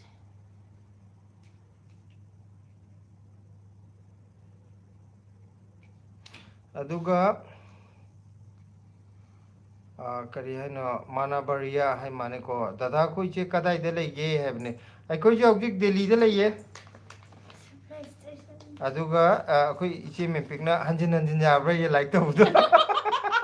je amuk dang de ichi na tawni na isan bi du dagi changa amuk su tawge di tawni nga di tawye aduda mu pendra kana thangnaba yumdangnaba dagi amuk tawye isan ba de amuk tawge di tawye dagi pan nang de dagi tawge di tawye sigi color je ude haba hadina colorful na tamni na ude haba masih kano je light green jadi mixing deh uro ye udah apa pak tu house ne sun ne tree ne kano tuh si house itu nih nang iya aja kita color sang jelo di uran atau apa color sang mau color sang di unia si mayam je loin color itu aduh di uran si mayam malam Kidau. Manavaria hebako pot thapam yam leiri sibu pot thapam yam leiri sibu Delhi da lam yam ahang na leye akhoi na pot thapam leiri do atai dam ta nate akhoi yum thak ta ne jaga ahang ba makha da lei bu nate akhoi yum thak ta ne thari je yum thak ta ne do hadi chau bu man be wa chau de akhoi na su mi ne yam chau na ga hang a lei ba man ne kaim ta leite yum thak ki akhoi ka ji gi mathak macha du khok phang bu du da ne thari da salam jaya sanu ju sang e thengi da jaya je hai blesi hai re hai gro aduga akhoi boichana tamo irom bacha ye hai kari irom bano yongchak lo pal lo dong wale yongchak और dong wale da matam ji da अबे पालेकर यहाँ पर बिजली गया था अभी आया okay okay okay लग गया होगा हाँ अबे पालेकर डिनर कर रहा हूँ भी हाँ अच्छा वहाँ पहले ख़त्म कर लीजिए नाइस ड्राइंग है रे थैंक यू hayo माबू में पिकना याम है रे thank you ma कोई सलाम जया चनु ना ड्राइंग याम है रे है Amu ye kitoi Amu yo this is a color sang badi khara hai re ai kham dipak khoi kanu du hadi siram hen dok ta bida khara dipak ki mama ai khoi gi bobok na su kakabu nungai ribo na hangle e acha acha kaina na bobok na nungai ribo hange nungai riye bobok ti kamai tawrige askui re ta unagi da ba thaina koi kaino ga singju ga yam pijarak puni da dipak ko imana moirom koi japada yam nungai bne pun ba imado hakchang ana ye kaim yauk de ko ꯕꯣꯕꯣꯛꯇꯣ ꯑꯅꯥ ꯑꯌꯦꯛ ꯀꯩꯝ ꯌꯥꯎꯗꯕ꯭ꯔꯥ ꯍꯪꯉꯣ ꯅꯥꯒꯅꯣ ꯍꯥꯏꯌꯣ ꯅꯣꯡꯃ ꯊꯣꯛꯂꯛꯄꯗ ꯎꯅꯅꯕ ꯀꯩ ꯑꯁ ꯅꯨꯡꯕꯨ ꯅꯨꯡꯁꯤ ꯀꯩꯅꯣꯗꯤ ꯃꯅꯥꯏꯡꯒꯣꯟ ꯅꯤꯡꯉꯣꯜꯂ ꯀꯩꯅꯣꯝ ꯑꯣꯏꯕꯅꯦ ꯀꯩꯅꯣꯁꯦ ꯃꯣꯏ ꯕꯣꯕꯣꯛꯁꯦ ꯆꯨꯝꯕ꯭ꯔꯥ ꯑꯩ ꯍꯥꯏꯁꯦ ꯑꯩ ꯈꯔꯒꯗꯤ ꯅꯤꯡꯁꯤꯡꯉꯤꯑꯕ ꯀꯨꯏꯗꯤ ꯀꯨꯏꯔꯦꯕ ꯎꯅꯈꯤꯗꯕꯁꯦ ꯑꯗꯣ ꯑꯁ ꯑꯩꯈꯣꯏ ꯀꯩꯅꯣꯒ ꯆꯠꯂꯤꯅꯤ ꯄꯤꯛꯅꯤꯛꯀ ꯆꯠꯂꯤꯅꯦ ꯍꯔꯥꯎꯊꯦꯜꯂꯅ ꯆꯤꯔꯥꯡꯒꯤ ꯃꯅꯤꯡꯗ ꯍꯧꯖꯤꯛꯇꯤ ꯏꯔꯥꯡ ꯂꯩꯕꯅꯤꯅ ꯆꯪꯅꯈꯤꯗ꯭ꯔꯦꯗꯅ ꯑꯗꯨꯒꯤ ꯆꯤꯡꯊꯛꯇꯨꯗ ꯀꯩꯅꯣꯒ ꯄꯤꯛꯅꯤꯛꯀ ꯆꯠꯂꯤꯅꯦ ꯄꯤꯛꯅꯤꯛꯇꯨꯅ ꯃꯇꯝꯗ ꯑꯩꯗꯤ ꯁꯥ ꯌꯦꯟ ꯀꯩꯝ ꯆꯥꯗꯕꯅꯤ ꯉꯍꯧꯗꯕ ꯄꯤꯛꯅꯤꯛ ꯑꯣꯏꯅ ꯇꯧꯋꯦ ꯃꯌꯥꯝꯅ ꯅꯣꯛꯈꯤꯕꯁꯤꯅ Baba na amuk chay picnic ko. ꯉꯥ ꯀꯧꯇꯥ ꯂꯩꯔ ꯆꯠꯂꯦ ꯅꯪꯅꯦ ꯑꯗꯨ ꯋꯥꯔꯤ ꯑꯩꯈꯣꯏꯒꯤꯅ ꯑꯩꯒꯤꯅ ꯌꯦꯟ ꯀꯩꯀꯥ ꯆꯥꯗꯕꯤ ꯌꯦꯔꯨꯝ ꯆꯥꯏ ꯏꯃꯥꯟꯅꯕꯤ ꯃꯌꯥꯝ ꯅꯠꯇꯦ ꯅꯪ ꯈꯛꯇꯒꯤ ꯌꯦꯔꯨꯝꯅꯤꯗꯅ ꯑꯩ ꯈꯛꯇꯪꯒꯤ ꯅꯠꯇꯦ ꯑꯩꯈꯣꯏ ꯄꯨꯂꯞ ꯑꯣ ꯆꯥꯃꯤꯟꯅꯕ ꯌꯥꯕꯒꯤ ꯑꯗꯨꯒꯤꯅꯦ ꯑꯩꯁꯨ ꯑꯩ ꯌꯦꯟ ꯆꯥꯗꯕꯒꯤ ꯀꯩꯅꯣ ꯇꯧꯔꯒ ꯑꯇꯩꯗꯨꯅ ꯑꯃꯨꯛ ꯉꯥꯗꯨꯅ ꯑꯃꯨꯛ ꯁꯦꯝꯗꯣꯛ ꯐꯔꯛ ꯇꯥꯏꯌꯦꯅ ꯉꯥ ꯀꯧꯇꯥ ꯑꯣꯏ ꯂꯩꯔꯒ ꯑꯩꯈꯣꯏꯅ ꯌꯦꯔꯨꯝ ꯑꯣꯏꯅ ꯆꯥꯁꯦꯅ ꯑꯗꯨꯕꯨ ꯅꯨꯡꯗꯤ ꯌꯥꯝ ꯅꯨꯡꯉꯥꯏꯈꯤꯕꯅꯦ ꯍꯥꯏꯗꯤ ꯌꯦꯔꯨꯝꯗꯤ ꯑꯩ ꯆꯥꯏꯗꯅ ꯌꯦꯟ ꯀꯩꯀꯥꯗꯤ ꯆꯥꯗꯕꯅꯤꯅ ꯌꯦꯔꯨꯝ ꯉꯥꯛꯇ ꯆꯥꯏ ꯅꯣꯛꯄꯗ ꯃꯌꯥꯝꯅ ꯑꯗꯨꯗ ꯃꯣꯏ ꯕꯣꯕꯣꯛꯅ ꯄꯜꯂꯛꯄꯁꯦ ꯑꯩ ꯌꯥꯝ ꯅꯨꯡꯁꯤꯔꯛꯄ ꯍꯥꯏꯇꯥꯔꯦ ꯍꯥꯏꯗꯤ ꯈꯪꯅꯤꯡ ꯀꯨꯏꯅ ꯁꯨꯝ ꯎꯈꯤꯗ꯭ꯔꯕꯅꯤ ꯀꯣꯛꯇꯁꯨ ꯆꯪꯗ꯭ꯔꯦꯗꯅ ꯍꯧꯖꯤꯛ ꯄꯜꯂꯛꯄꯗꯨꯗ ꯑꯩ ꯐꯠ ꯂꯥꯎ ꯅꯤꯡꯁꯤꯡꯉꯛꯄ ꯍꯥꯏꯇꯥꯔꯦ ꯃꯦꯁꯦꯖꯇꯣ ꯃꯌꯥꯝ ꯀꯥꯈꯠꯈ꯭ꯔꯦ ꯌꯥꯝ ꯅꯨꯡꯁꯤ ꯀꯩꯅꯣꯗꯣ ꯕꯣꯕꯣꯛꯇꯨ ꯎꯗꯕ ꯀꯨꯏꯔꯦ ꯊꯣꯛꯂꯛꯄꯗꯗꯤ ꯑꯃꯨꯛꯇꯪ ꯎꯅ ꯇꯥꯔꯦ ꯏꯁꯥꯒꯤ ꯌꯨꯝꯂꯣ ꯍꯥꯏꯔꯣ ꯀꯩꯅꯣꯅꯦ ꯑꯗꯨ ꯑꯁꯥꯡꯕꯗꯣ ꯂꯣꯏꯔꯦ ꯍꯩꯈꯥꯝ ꯗꯤꯄꯛꯅ ꯗꯤꯄꯛꯀꯤ ꯁꯤ ꯑꯗꯨ ꯄꯥꯈ꯭ꯔꯦ ꯑꯗꯨ ꯍꯦꯛ ꯄꯥꯈ꯭ꯔꯦ ꯃꯈꯥꯗ ꯄꯥꯔꯛꯑꯣ ꯏꯁꯥꯒꯤ ꯌꯨꯝꯂꯣ ꯏꯁꯥꯒꯤ ꯌꯨꯝ ꯅꯠꯇꯦꯗ ꯁꯤꯗꯩꯗ ꯃꯌꯥꯡꯒꯤ ꯌꯨꯝꯅꯤ ꯑꯗꯨꯒ ꯔꯤꯇꯥ ꯊꯣꯛꯆꯣꯝꯅ ꯕ꯭ꯂꯦꯁꯤ ꯅꯪꯒꯤ ꯗ꯭ꯔꯣꯌꯤꯡꯗꯣ ꯌꯦꯡꯒꯦ ꯍꯥꯏ ꯃꯥ ꯀꯂꯔ ꯁꯪ ꯂꯣꯏꯔꯒ ꯌꯦꯡꯍꯜꯂꯛꯑꯁꯦꯅ ꯃꯥꯅ ꯌꯦꯛꯏ ꯃꯆꯨꯁꯤꯅ ꯎꯗ꯭ꯔꯦꯕꯀꯣ ꯃꯥ ꯀꯂꯔ ꯁꯦꯠ ꯀꯟꯅ ꯊꯥꯔꯤ ꯑꯁꯤ ꯂꯣꯏꯔꯒ ꯌꯦꯡꯍꯟꯖꯔꯛꯑꯒꯦ ꯀꯀꯥ ꯕꯣꯏꯆꯥꯅ ꯌꯣꯡꯆꯥꯛ ꯍꯤꯡꯅ ꯁꯣꯏꯖꯤꯜꯂꯦ ꯇꯥꯃꯣ ꯍꯥꯏ ꯍꯥꯎꯕꯅꯦ ꯑꯁ ꯑꯗꯨꯁꯨ ꯍꯥꯎꯕꯅꯦꯀꯣ ꯈꯣꯏꯔꯥꯛꯄꯝ ꯍꯦꯝꯂꯇꯥ ꯗꯦꯕꯤ ꯍꯥꯏ ꯍꯥꯏꯔꯛꯑꯦꯀꯣ ꯖꯌꯥꯅ ꯕ꯭ꯂꯦꯁꯤ ꯀꯔꯤ ꯃꯊꯦꯜ ꯆꯥꯔꯒꯦ ꯍꯪꯉꯛꯑꯦ ꯗꯦꯁꯤ ꯀꯩ ꯏꯟꯖꯥꯡ ꯆꯥꯔꯦ ꯉꯁꯤ Kopi coffee. ꯑꯗꯨꯒ ꯑꯃꯅ ꯀꯔꯤ Mushroom kau. ꯍꯥꯎꯋꯦ ꯍꯥꯏꯒꯔꯣ ꯅꯦꯅꯦꯗꯤ ꯀꯩ ꯏꯟꯖꯥꯡ ꯆꯥꯔꯒꯦ ꯍꯪꯒꯔꯣ ꯗꯤꯄꯛꯅ ꯆꯨꯝꯃꯦ ꯃꯅꯥ ꯏꯪꯈꯣꯜꯗꯒꯤꯅꯦ ꯀꯀꯥ ꯑꯗꯨꯅꯦ ꯑꯩ ꯈꯔꯒꯗꯤ ꯅꯤꯡꯁꯤꯡꯉꯛꯄꯀꯣ ꯀꯨꯏꯔꯕꯅꯦ ꯍꯥꯏꯁꯦ ꯎꯅꯈꯤꯕꯁꯦ ꯑꯩꯈꯣꯏꯅ ꯀꯩꯅꯣꯗ ꯇꯝꯃꯤꯉꯩꯗꯅꯤ ꯀ꯭ꯂꯥꯁ 10 ꯊꯥꯗ꯭ꯔꯤꯉꯩ ꯃꯇꯝꯗ ꯎꯅꯈꯤꯕꯅꯤ ꯀꯩꯅꯣ ꯑꯃꯨꯛꯂ ꯑꯅꯤꯔꯛ ꯈꯛꯇꯅꯦꯕ ꯎꯅꯔꯤꯁꯦ ꯑꯗꯨꯏꯁꯨ ꯁꯨꯝ ꯀꯣꯛꯇ ꯗꯛꯂꯞ ꯌꯩꯈꯤꯕ ꯑꯃ ꯂꯩꯗꯥꯏꯅꯦ ꯑꯗꯨꯒꯤꯗꯣ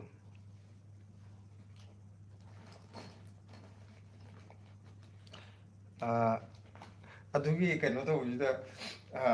ꯃꯅꯥꯌꯡꯈꯣꯜ ꯆꯠꯄꯗꯣ ꯑꯃꯨꯛꯅ ꯀꯃꯥꯏꯅ ꯇꯧꯒꯦꯗ ꯁꯤꯡꯖꯨꯒ ꯌꯥꯝ ꯄꯤꯖꯔꯛꯑꯦ ꯍꯥꯏꯕꯗꯣ ꯑꯩꯈꯣꯏ ꯗꯤꯄꯛ ꯈꯣꯏꯒꯤ ꯏꯃꯥꯅ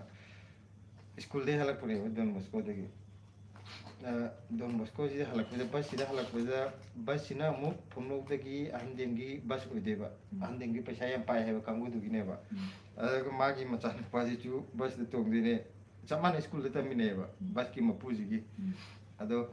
ꯕꯁ ꯊꯧꯔꯤꯕꯁꯤꯁꯨ ꯕꯁ ꯃꯄꯨꯗꯨ ꯃꯍꯥꯖꯣꯟꯅ ꯑꯗꯨꯝ ꯊꯧꯕ ꯍꯥꯏꯇꯥꯔꯦ ꯑꯇꯩ ꯅꯨꯃꯤꯠꯇꯕꯨꯗꯤ ꯑꯇꯣꯞꯄꯅ ꯊꯧꯔꯝꯅꯤ ꯅꯨꯃꯤꯠꯇꯨ ꯃꯍꯥꯖꯣꯟꯅ ꯃꯣꯏꯅꯗꯤ ꯑꯩꯈꯣꯏ ꯂꯣꯏꯅꯃꯛ ꯃꯁꯛ ꯈꯪꯉꯤꯅꯤꯗꯅ ꯍꯥꯏꯗꯤ ꯂꯣꯏꯅꯃꯛ ꯈꯪꯕꯅꯤꯅ ꯀꯩꯅꯣ ꯇꯧꯔꯒ ꯑꯩꯈꯣꯏ ꯃꯄꯥꯗ ꯈꯥꯝꯃꯛꯄ ꯍꯥꯏꯗꯤ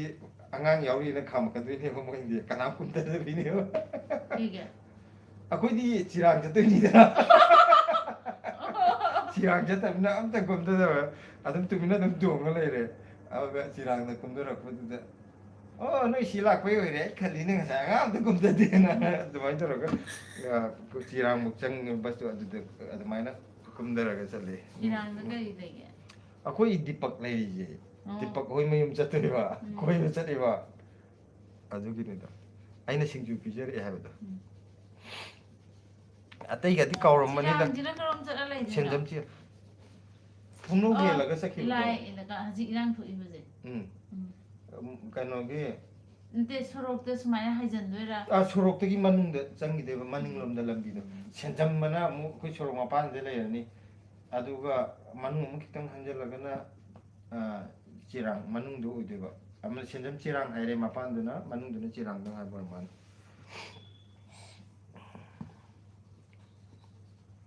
ꯑꯦ ꯀꯅꯥꯅꯣꯝ ꯆꯪꯉꯦ ꯌꯥꯍꯧ ꯌꯥꯝ ꯊꯦꯡꯉꯤꯗ ꯌꯥꯍꯧ ꯊꯦꯡꯕꯤ ꯑꯃ ꯆꯪꯉꯦ ꯁꯣꯅꯤꯌꯥ ꯅꯤꯡꯊꯧꯖꯝ ꯍꯦꯜꯂꯣ ꯕ꯭ꯂꯦꯁꯤ ꯀꯩꯒꯤꯅꯣ ꯌꯥꯍꯧ ꯑꯗꯨꯛ ꯌꯥꯝ ꯊꯦꯡꯉꯤꯗꯣ ꯑꯩꯈꯣꯏ ꯉꯁꯥꯏꯗꯒꯤ ꯍꯥꯏꯅꯔꯝꯃꯤꯅꯤ ꯑꯩꯈꯣꯏ ꯁꯣꯅꯤꯌꯥ ꯂꯥꯛꯇ꯭ꯔꯦꯅ ꯆꯥꯛ ꯆꯥꯔꯝꯃꯅꯤ ꯁꯣꯅꯤꯌꯥ ꯍꯧꯖꯤꯛꯇꯤ ꯆꯥꯛ ꯆꯥꯔ ꯂꯥꯛꯄ ꯃꯥꯜꯂꯤꯗ ꯀꯦꯁꯋꯣꯜ ꯍꯥꯏꯕꯅꯦ ꯍꯦꯜꯂꯣ ꯕ꯭ꯂꯦꯁꯤ ꯍꯥꯏꯔꯦ ꯀꯦꯁꯋꯣꯜꯅ ꯍꯦ ꯍꯥꯏꯔꯦ ꯑꯗꯨꯒ ꯁꯔꯖꯤ ꯅꯤꯡꯊꯧꯖꯝꯅ ꯀꯩ ꯃꯊꯦꯜ ꯆꯥꯔꯒꯦ ꯑꯩ ꯁꯤ ꯉꯁꯥꯏ ꯄꯥꯈ꯭ꯔꯕ ꯃꯥꯜꯂꯦꯀꯣ ꯀꯣꯕꯤ ꯀꯥꯡꯁꯣꯏ ꯀꯥꯡꯍꯧ ꯑꯃꯒ ꯑꯗꯨ ꯀꯦꯁꯋꯣꯜꯅ ꯑꯥꯏ ꯑꯦꯝ ꯕꯦꯛ ꯍꯥꯏꯕꯅꯦ ꯋꯦꯜꯀꯝ ꯀꯣ ꯗꯨ ꯌꯨ ꯔꯤꯃꯦꯝꯕꯔ ꯃꯤ ꯍꯥꯏꯔꯦꯀꯣ ꯑꯣꯐ ꯀꯣꯔꯁ ꯕ꯭ꯂꯦꯁꯤ ꯍꯥꯏꯌꯨꯀꯣ ꯑꯗꯨꯒ ꯀꯀꯥ ꯕꯣꯏꯆꯥꯅ ꯇꯥꯃꯣ ꯄꯨꯡ ꯀꯌꯥ ꯐꯥꯎꯕ ꯊꯥꯗꯣꯏꯅꯣ ꯇꯥꯃꯣ ꯑꯩꯈꯣꯏꯁꯦ ꯄꯨꯡ 11 ꯐꯥꯎ ꯈꯜꯂꯝꯕꯅꯦ ꯑꯗꯣ 11ꯗꯤ ꯇꯥꯁꯜꯂꯛꯑꯦ मिनिट तरा कुन चथगीजिरा 9:30 बोक तौजीरा नत्रगा मिनिट 5-10 लेगीजेको मयामना नुंगाइबगी मतुंगी ना हाइतारे मापन बोक्तंग थागे खलम बने दो मिनिट 5-10 चोंदरस कनानो प्लेसी ने लेजा केसवॉलना is she doing her homework है को माजे होमवर्क तिंग साइनल लोइग्रे आई कनो अस आई यांगिन जन्नाय पाक्थरगे येंबगी मेसेज तिल्ले मैं दृश्य मुसीदना मथक्तना जर्सी लेलगा मखादना हापे नि सेरसी समायना अगन तुझे ड्रेस खुशी जाएगा आई मानव कनोगे लेकिन तो मेरे इमा नमसे अपन खंदे प्लेसी चंगात कहा ले खंदरक तो मना नमसे कादना तात पात तानिंग दे तो इमानबा मा अकोई कनोदा लेमिनाय ngैदा रेलीदा कनोगी विंटर की स्वाइना याम इंगपो मतमजिदा कादे मनाक्ता माया दुकान संगम योनबा लई आदि दुकान फंबदो अखोई सिदे संगम आगी दुदी नेहरू बियादा लई ngैदने आदि युमलक सिविल एरिया नि ना दुकान दो याम कुंगना लईदरे युम ngakta kirki इनारगा अदा अयुंग तागी संगम लई फरक चेलो बदुदा करे तारे काम नु दिसुम फियम ओमजलागा फम्मा लई मथकना जेकेट लिपनी ना खोंगाव सेशन बे ए सागो सिगी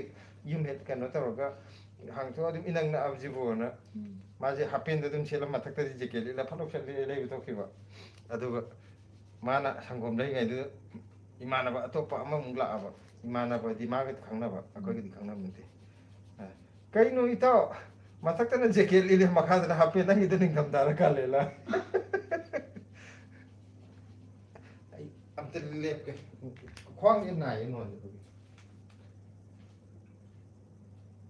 मैं आई दी सुम येंगे को सोनिया का इंजांग चारगे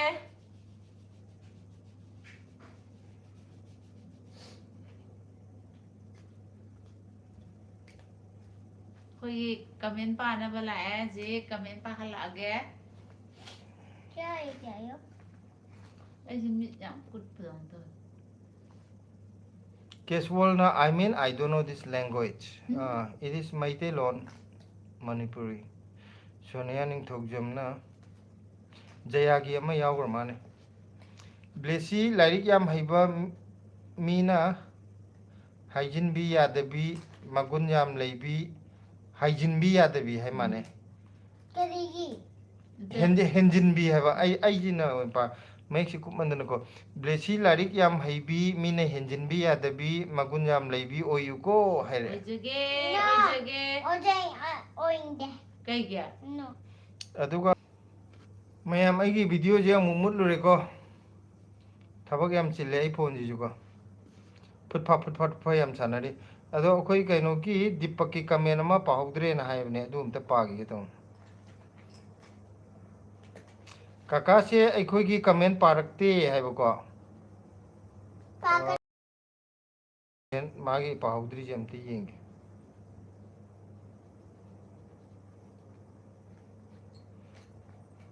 Soram Pritam na kakase asing ba kay thabak tawgi haire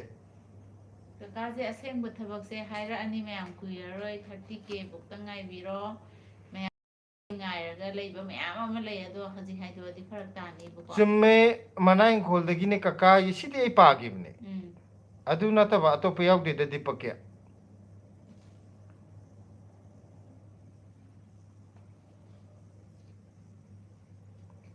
kaka se aikhoi gi comment parakte na hai to ai si pagibni da comment loi paida aduga Sonia Ningthogjamna wari kai kai yaukrage aidi amata khanghoudre aseng kisu yahou thengkre dada chesila chaka chadri ngai hak pothage tawraga tummaga leiramme sorry Blessy haiba ꯑꯣ ꯑꯣ ꯇꯨꯝꯊꯔꯨꯔꯝꯃꯅꯤ ꯆꯥꯛ ꯆꯥꯊꯣꯛꯑꯣ ꯑꯗꯨꯗꯤ ꯊꯦꯡꯈ꯭ꯔꯅꯤ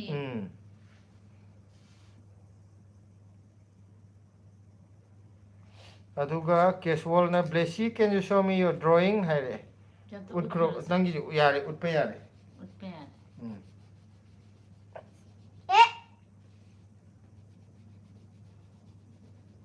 ꯑꯩ ꯍꯧꯖꯤꯛ live ꯁꯨꯝ ꯇꯧꯔꯝꯃꯒ ꯐꯨꯜ ꯃꯨꯠꯈ꯭ꯔꯤꯗꯣ ꯑꯩ ꯃꯣꯕꯥꯏꯜꯁꯦ ꯐꯨꯜ ꯃꯨꯠꯊꯣꯛꯈꯤꯕ ꯑꯩ ꯃꯣꯕꯥꯏꯜꯁꯦ ꯂꯩꯅꯥ ꯅꯥꯔꯦꯀꯣ ꯑꯗꯨꯅ ꯑꯃꯨꯛ ꯀꯥꯔꯟ ꯍꯦꯛ ꯇꯧꯔꯦꯕꯀꯣ ꯐꯨꯜ ꯃꯨꯠꯊꯣꯛꯈꯤꯕꯗꯨꯗ ꯃꯌꯥꯝ ꯀꯩꯅꯣꯁꯦ ꯍꯧꯖꯤꯛ ꯑꯩꯒꯤꯁꯦ ꯀꯃꯦꯟꯁꯦ ꯍꯦꯡ ꯇꯧꯕ꯭ꯔꯥ ꯇꯧꯗꯕ꯭ꯔꯥ ꯌꯦꯡꯒꯦ ꯀꯅꯥ ꯍꯥꯏ ꯍꯜꯂꯣ ꯀꯅꯥꯅꯣ ꯑꯝꯇ ꯀꯃꯦꯟ ꯑꯝꯇ ꯊꯥꯕꯤꯔꯛꯑꯣꯅꯦ ꯑꯦꯔꯣꯗ ꯆꯤꯡꯈꯠꯂꯨꯕ ꯑꯣ ꯀꯃꯦꯟ ꯂꯥꯛꯑꯕ ꯑꯣ ꯂꯥꯛꯑꯦ ꯂꯥꯛꯑꯦ ꯂꯥꯛꯑꯦ ꯑꯩꯈꯣꯏ ꯃꯥꯕꯣꯛ ꯃꯦꯝꯄꯤꯛꯅ ꯕ꯭ꯂꯦꯁꯤꯒꯤ ꯗ꯭ꯔꯣꯌꯤꯡ ꯌꯦꯛꯄ ꯂꯣꯏꯕ ꯉꯥꯏꯔꯤ ꯍꯥꯏꯔꯦꯀꯣ ꯑꯗꯨꯒ ꯑꯩꯒꯤ ꯅꯦꯠ ꯌꯥꯗ꯭ꯔꯕ ꯈꯜꯂꯨꯔꯦ ꯍꯥꯏ ꯅꯦꯠ ꯌꯥꯗ꯭ꯔꯤꯁꯦ ꯑꯩꯈꯣꯏꯒꯤꯅꯦ ꯅꯦꯠ ꯌꯥꯗꯕꯗꯤ ꯅꯠꯇꯦꯕꯀꯣ ꯑꯩꯈꯣꯏ ꯐꯣꯟꯁꯦ first class switch phone off ꯇꯥꯈ꯭ꯔꯤꯕ ꯑꯣꯏꯔꯦꯕꯀꯣ ꯍꯦꯛꯇ ꯃꯨꯠꯂꯦꯕ ꯑꯗꯨꯒ ꯀꯀꯥ ꯕꯣꯏꯆꯥꯅ ꯕ꯭ꯂꯦꯁꯤꯁꯦ ꯉꯁꯤꯗꯤ ꯇꯨꯝꯗ꯭ꯔꯦ ꯍꯥꯏꯔꯛꯑꯦ ꯖꯦꯁꯤ ꯉꯁꯤ ꯅꯨꯡꯊꯤꯟ ꯃꯌꯥꯝ ꯇꯨꯝꯊꯣꯛꯈ꯭ꯔꯦ ꯅꯍꯥꯟꯈꯩ ꯃꯥ ꯑꯃꯨꯛ ꯇꯨꯝꯃꯨꯗ꯭ꯔꯕꯅꯦ ꯑꯗꯨꯒ ꯀꯥꯅꯟ ꯁꯤꯡ ꯋꯥꯡꯈꯩꯔꯥꯛꯄꯝ ꯍꯥꯏꯔꯦ ꯍꯥꯏ ꯍꯥꯏꯔꯦ ꯅꯤꯡꯊꯧꯖꯝ ꯁꯣꯅꯤꯌꯥꯅ ꯅꯦꯠ ꯈꯔ ꯅꯨꯡꯉꯥꯏꯇꯤꯌꯦ ꯍꯣꯏ ꯅꯦꯠ ꯅꯨꯡꯉꯥꯏꯔꯝꯗꯕꯁꯨ ꯌꯥꯏ ꯑꯗꯨꯒ ꯍꯧꯖꯤꯛ ꯀꯩꯅꯣ ꯇꯧꯕꯗꯨꯗꯤ ꯑꯩꯒꯤ ꯐꯣꯟ ꯃꯨꯠꯂꯨꯕꯅꯤꯀꯣ ꯑꯩ ꯐꯣꯟꯁꯦ ꯌꯥꯗ꯭ꯔꯦꯕꯀꯣ ꯑꯃꯨꯛ ꯃꯨꯠꯂꯦꯕ ꯍꯦꯛꯇ ꯁꯥꯌꯣꯟꯕ ꯂꯥꯏꯁ꯭ꯔꯝ ꯍꯥꯏꯌꯨꯀꯣ ꯏꯆꯦꯃ ꯀꯩ ꯌꯦꯟꯖꯥꯡ ꯆꯥꯔꯒꯦ ꯍꯥꯏꯔꯦ ꯀꯣꯕꯤ ꯀꯥꯡꯁꯣꯏ ꯆꯥꯔꯦ ꯀꯥꯡꯍꯧ ꯑꯃꯒ ꯆꯥꯔꯦ ꯅꯣꯏꯗꯤ ꯀꯩ ꯏꯟꯖꯥꯡ ꯆꯥꯔꯒꯦ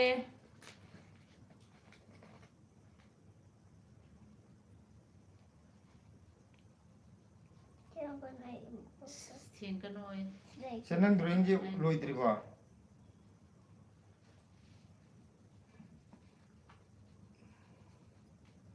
ꯃꯌꯥꯝ ꯍꯧꯖꯤꯛ ꯆꯪꯉꯛꯏꯕ ꯃꯤ ꯃꯁꯤꯡꯁꯤꯒ ꯂꯥꯏꯛ ꯃꯁꯤꯡꯁꯤꯒ ꯂꯥꯏꯛꯅ ꯍꯦꯟꯗꯣꯛꯈ꯭ꯔꯦ ꯃꯤꯗꯤ ꯍꯧꯖꯤꯛ ꯀꯨꯟꯍꯨꯝꯗꯣꯏ ꯈꯛ ꯆꯪꯉꯛꯑꯦ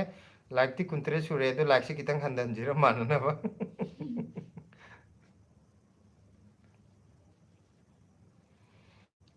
ꯁꯥꯌꯣꯟꯕ ꯂꯥꯏꯁ꯭ꯔꯝꯅ ꯀꯥꯡꯁꯣꯏ ꯑꯣꯏꯅ ꯇꯧꯔꯦ ꯑꯩꯁꯨ ꯍꯧꯖꯤꯛꯇ ꯊꯦꯡꯅꯕꯅꯦ ꯍꯥꯏꯔꯛꯑꯦꯀꯣ ꯕꯦꯁꯤ ꯅꯪꯒꯤ ꯁꯔꯨꯗꯨꯅ ꯉꯥꯊꯔꯛꯄꯗ ꯌꯥꯝ ꯅꯥꯏ ꯁꯣꯅꯤꯌꯥ ꯅꯤꯡꯊꯧꯖꯝ ꯕ꯭ꯂꯦꯁꯤ ꯀꯩ ꯌꯦꯛꯏꯅꯣ ꯍꯥꯏꯔꯦ ꯁꯦ ꯕ꯭ꯂꯦꯁꯤꯒꯤ ꯎꯠꯂꯛꯑꯒꯦ ꯁꯦ ꯋꯥꯠꯂꯤꯕ ꯁꯤꯗ ꯑꯗꯨꯗꯤ ꯋꯥꯏꯠ ꯑꯗꯨꯗꯤ ꯁꯪꯗꯁꯨ ꯌꯥꯔꯦ ꯀꯩ ꯁꯪꯗꯣꯏꯅꯣ ꯕ꯭ꯂꯨ ꯑꯣꯀꯦ ꯅꯍꯥꯟꯃꯨꯛ ꯑꯩꯈꯣꯏ ꯌꯨꯝ ꯁꯦꯝꯕꯒꯤ ꯕ꯭ꯂꯨ ꯂꯥꯛꯄꯗꯣ ꯑꯝꯇ ꯇꯧꯒꯦ ꯕ꯭ꯂꯨ ꯅꯍꯥꯟꯃꯨꯛ ꯕ꯭ꯂꯨ ꯆꯦꯟꯕꯗꯣ ꯐꯖꯕ꯭ꯔꯥ ꯐꯖꯅꯕ ꯕ꯭ꯂꯨ ꯌꯥꯔꯕ ꯃꯄꯥꯟꯗ ꯍꯦꯟꯗꯣꯛꯍꯟꯒꯅꯨ ꯍꯥꯏꯕꯗꯣ ꯃꯦꯝꯅ ꯅꯪ 0 ꯐꯪꯖꯅꯤ sida mem lakte. ꯂꯥꯛꯇꯁꯨ ꯅꯪ ꯑꯗꯨ ꯌꯨꯝꯗ ꯍꯩꯅꯕꯤꯗꯣ ꯁ꯭ꯀꯨꯜꯗꯁꯨ ꯍꯩꯅꯔꯗꯣꯏꯅꯤ ꯀꯩꯅꯣꯁꯦ ꯌꯥꯝ ꯅꯨꯡꯉꯥꯏꯔꯝꯃꯀꯥꯟꯗ ꯚꯤꯗꯤꯑꯣꯁꯦ ꯐꯨꯜ ꯃꯨꯠꯈꯤꯕꯁꯤꯗ ꯃꯤ ꯆꯪꯕꯁꯦ ꯀꯩꯅꯣ ꯇꯧꯔꯝꯕꯅꯤ ꯋꯥꯠꯂꯦ ꯂꯥꯏꯛ 19 ꯎꯏꯌꯦꯅ ꯑꯩꯗꯤ ꯑꯩꯈꯣꯏ ꯁꯤꯗꯅ 23 ꯎꯏꯌꯦ ꯑꯩꯈꯣꯏ ꯏꯆꯦꯒꯤꯗꯅ 19 ꯎꯏꯌꯦ ꯑꯩꯈꯣꯏ ꯁꯤꯗꯅ 23 ꯎꯔꯦ ꯑꯩꯈꯣꯏ ꯗꯤꯄꯛꯀꯤ ꯀꯀꯥ ꯑꯩꯈꯣꯏ ꯀꯃꯦꯟ ꯄꯥꯕꯤꯔꯛꯇꯦ ꯀꯀꯥꯁꯦ ꯑꯩ ꯀꯃꯦꯟ ꯍꯧꯖꯤꯛ ꯂꯣꯏ ꯄꯥꯏꯗ ꯑꯩ ꯍꯧꯖꯤꯛ ꯍꯥꯏꯒꯠꯂꯒꯁꯨ ꯌꯦꯡꯉꯦ ꯀꯃꯦꯟ ꯆꯤꯊꯍꯧꯕ꯭ꯔꯅ ꯀꯃꯦꯟ ꯑꯩꯅ ꯆꯤꯊꯔꯝꯕ ꯎꯗꯦ ꯁꯥꯌꯣꯟꯕ ꯂꯥꯏꯁ꯭ꯔꯝꯅ ꯏꯆꯦꯃꯁꯦ ꯇꯨꯝꯅꯤꯡꯕ ꯃꯥꯜꯂꯦ ꯐꯦꯁꯕꯨꯛꯁꯨ ꯀꯌꯥ ꯄꯥꯏꯗꯕꯅꯤꯅ ꯎꯅꯗ꯭ꯔꯦ ꯍꯟꯗꯛꯇꯤ ꯍꯥꯏ ꯐꯦꯁꯕꯨꯛꯁꯦ ꯑꯩꯁꯨ ꯍꯧꯖꯤꯛꯀꯥꯟꯁꯦ ꯑꯅꯤꯔꯛ ꯀꯨꯝꯕꯒ ꯄꯥꯏꯔꯝꯒꯗ꯭ꯔꯥ ꯍꯥꯏꯗꯤ ꯑꯌꯨꯛ ꯑꯃ ꯄꯥꯏꯗ꯭ꯔꯦ ꯉꯁꯤꯗꯤ ꯕ꯭ꯔꯦꯁꯤ ꯇꯨꯝꯃ ꯃꯇꯨꯡꯗ ꯉꯥꯏꯍꯥꯛ ꯑꯃꯨꯛ ꯄꯥꯏꯔꯦ ꯍꯧꯖꯤꯛ ꯉꯥꯏꯍꯥꯛ ꯑꯃꯨꯛ ꯄꯥꯏꯔꯅꯤ ꯑꯩꯁꯨ ꯐꯖꯅ ꯄꯥꯏꯕ ꯉꯝꯗ꯭ꯔꯦ ꯍꯧꯖꯤꯛꯀꯥꯟ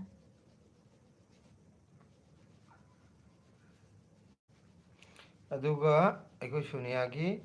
ꯑꯩꯈꯣꯏ ꯕ꯭ꯂꯦꯁꯤꯒꯤ ꯋꯥ ꯄꯦꯇ꯭ꯔꯣꯡ ꯄꯦꯇ꯭ꯔꯣꯡ ꯉꯥꯡꯕꯗꯣ ꯉꯁꯤꯗꯤ ꯇꯥꯗ꯭ꯔꯦ ꯅꯦꯅꯦꯅ ꯌꯥꯍꯧ ꯊꯦꯡꯕꯒꯤ ꯍꯥꯏ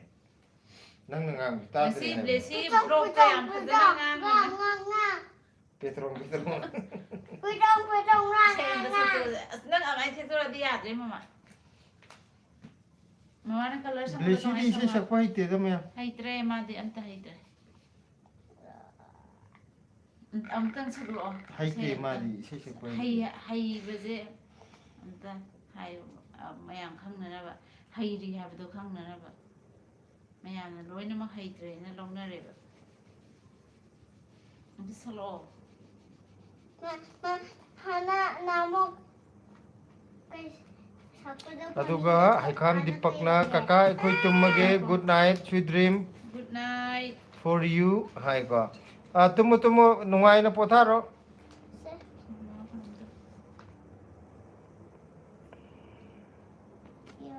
ꯇ꯭ꯔꯤ ꯁꯪꯕ ꯃꯇꯝꯗ ꯁꯨꯃꯥꯏꯅ ꯃꯄꯥꯟꯗ ꯍꯦꯟꯗꯣꯛꯇꯕꯤꯗ ꯁꯪꯉꯤ ꯅꯪ ꯍꯟꯗꯛꯇꯤ ꯖꯦꯔꯣ ꯃꯥꯏ ꯐꯪꯖꯅꯤ ꯅꯪ ꯂꯥꯏꯔꯤꯛ ꯍꯩꯔꯦ ꯃꯨꯛꯇꯅ ꯇꯧꯔꯤꯉꯩ ꯍꯩꯈꯥꯝ ꯗꯤꯄꯛꯅ ꯑꯥꯎ ꯀꯀꯥ hi good night good night